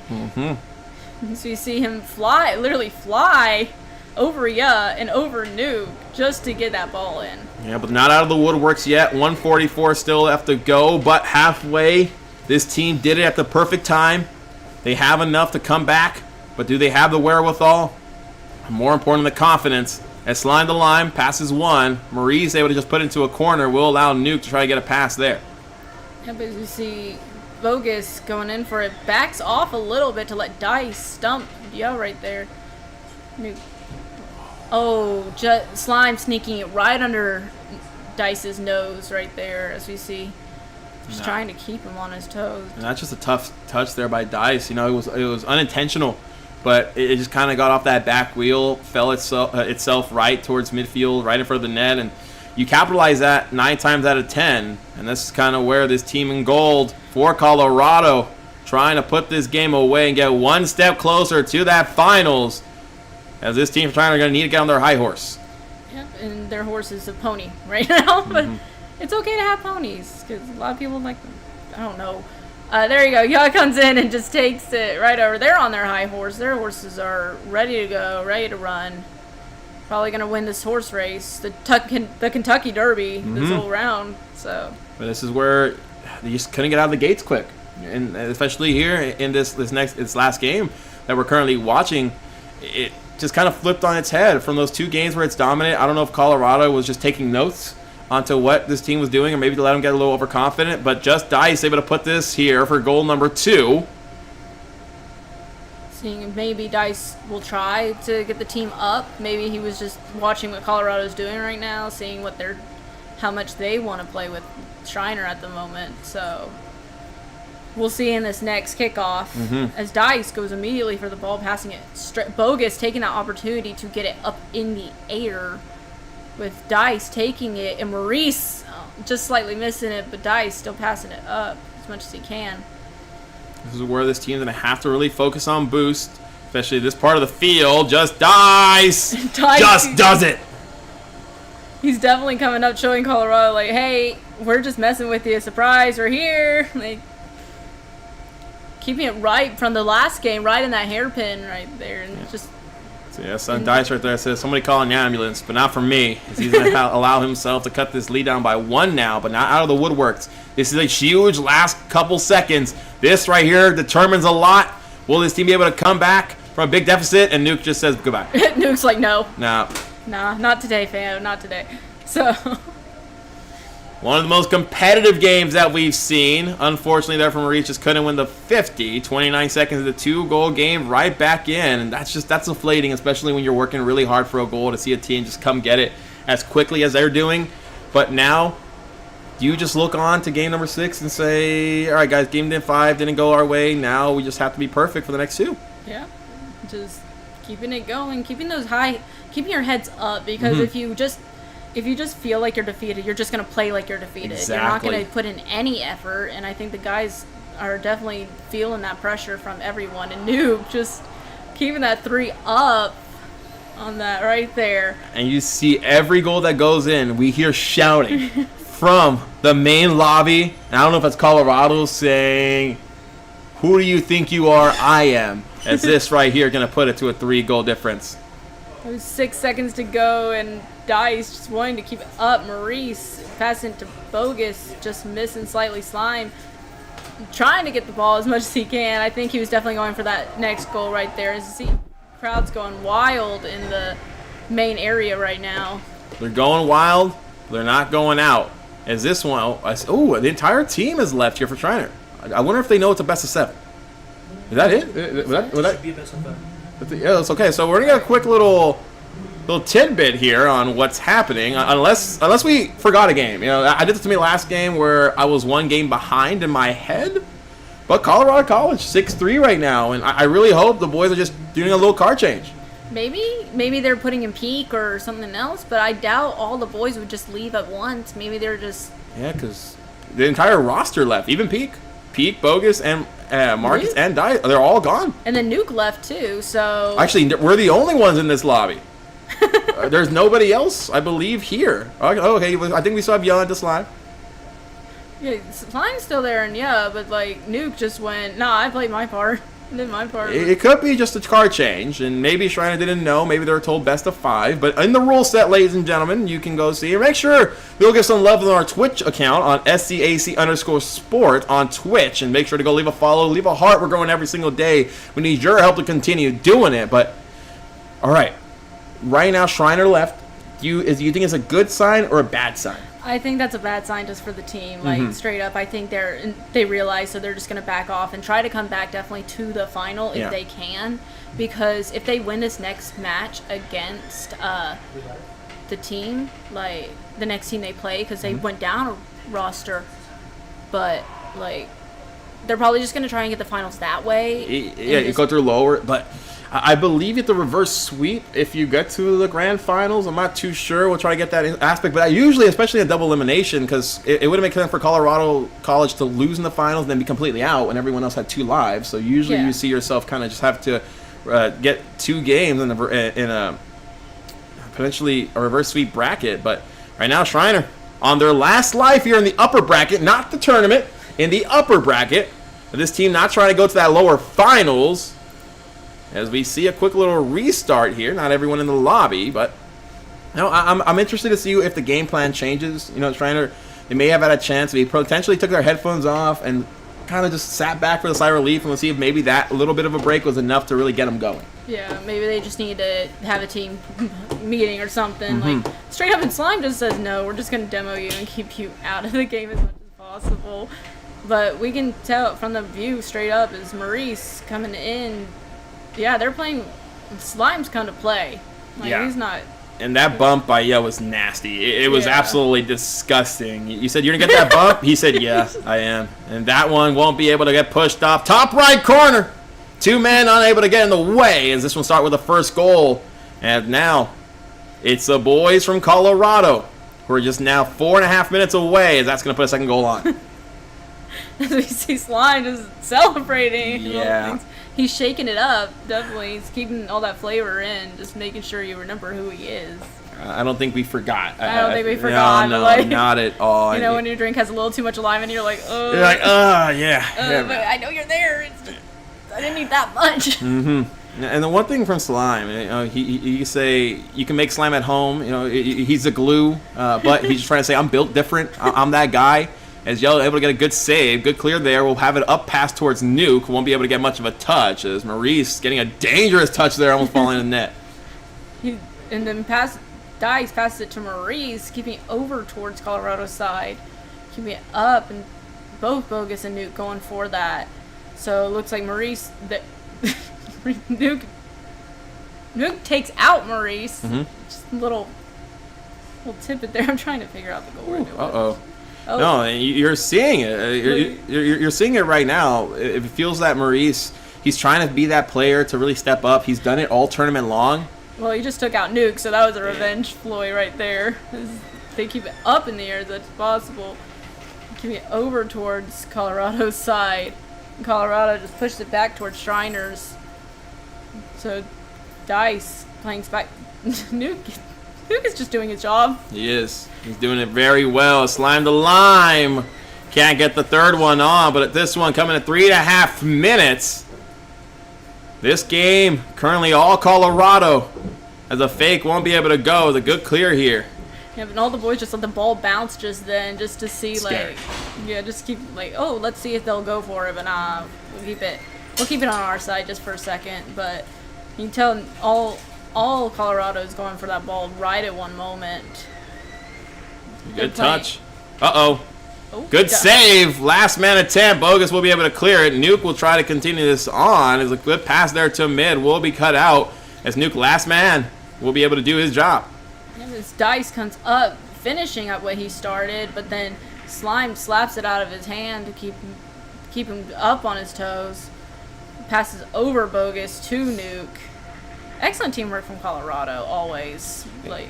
And it looked like Nuke was going for that catch, missed it, but instead of him just rotating back, went up for a great bump in net and Slime to Lime. Cherry picks this one. It was all part of their plan. Calculated. Okay. Calculated. And yeah, what more can you say besides, oh wow, everyone is shooting in that corner. They're bunching up too much. They are, like, you can see Shriners trying to play defense, but not too much.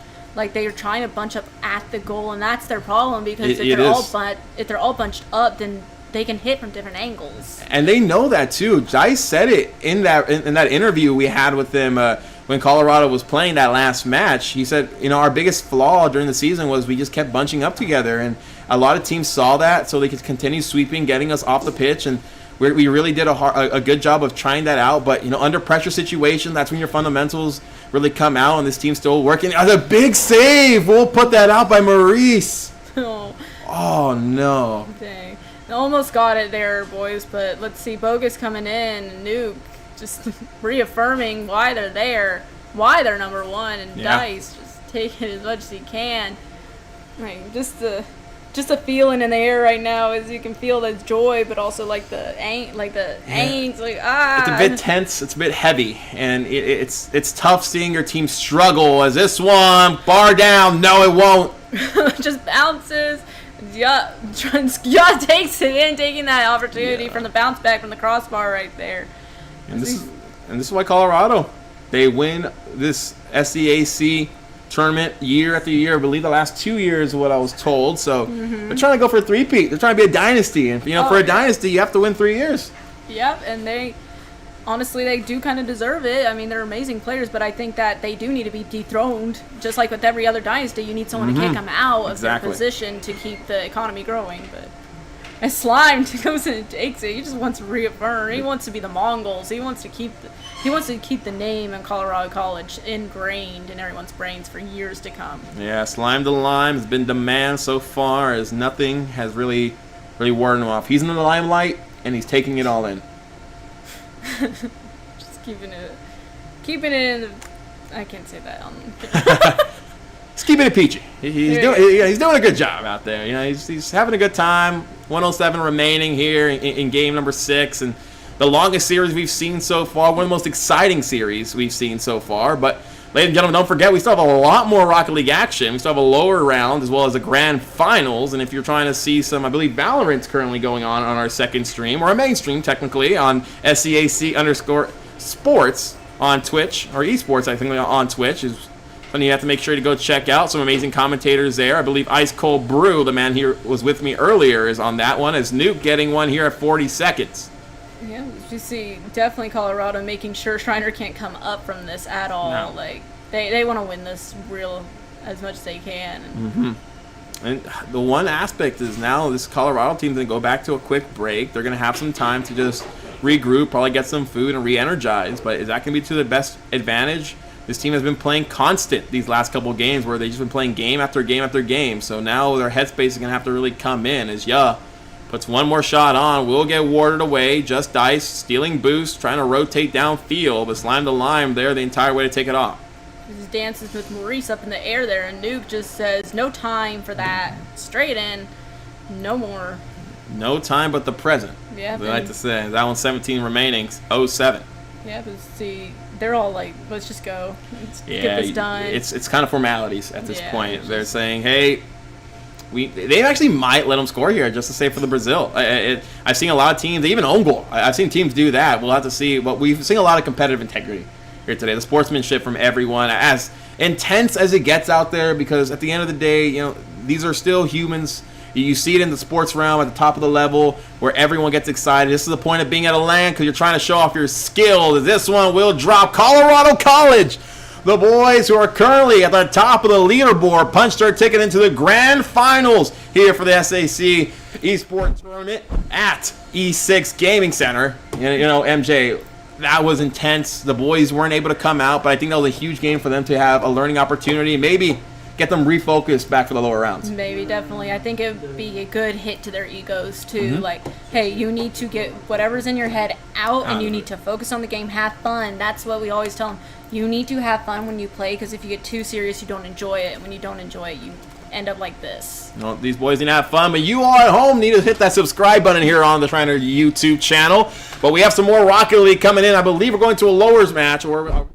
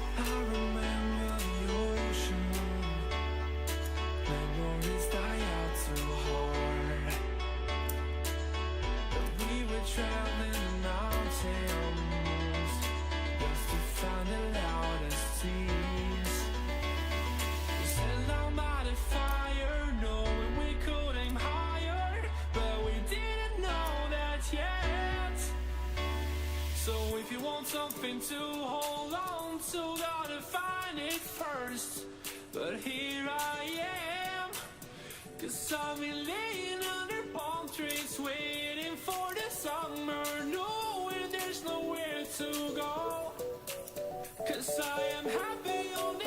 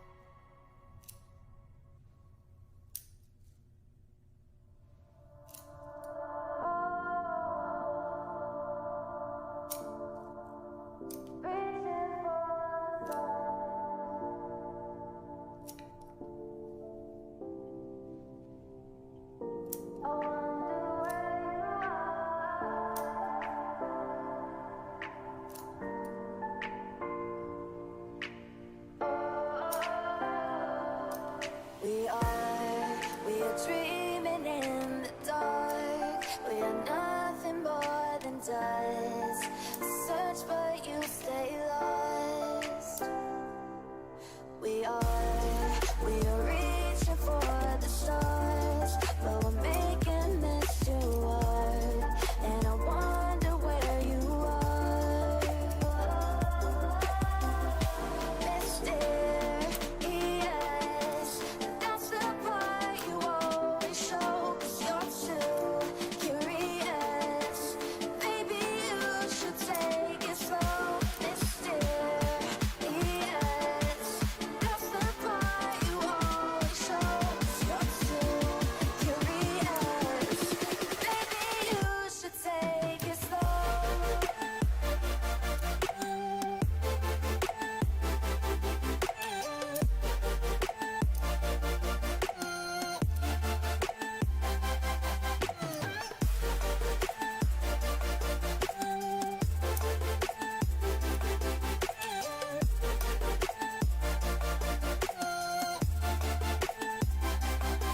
We're dreaming in the dark. We are nothing more than dust. You search but you stay lost. We are reaching for the stars, but we're making this too hard. And I wonder where you are.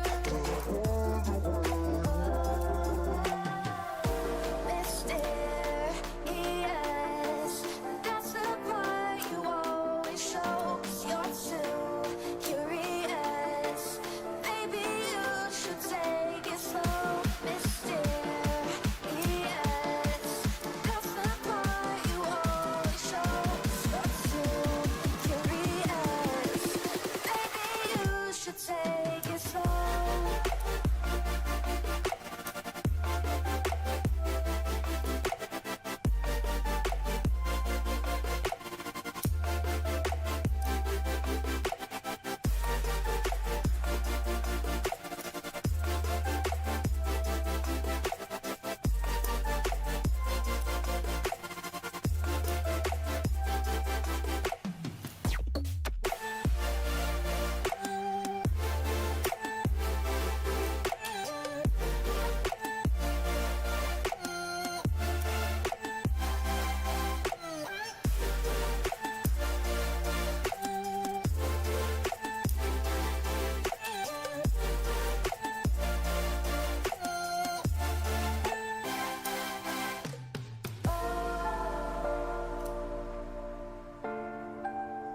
Reaching for stars.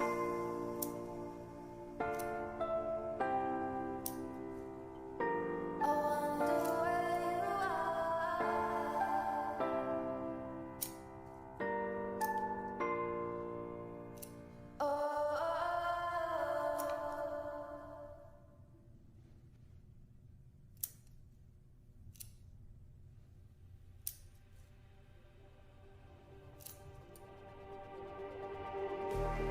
Just like the street lights lit this town, like a fire in a blaze, gotta burn it down. Can't be afraid to leave this out. We got this far, don't know how. I see danger in your eyes. They know we'll burn down the night. Coming just like the sunrise. You know that we gonna light it up tonight.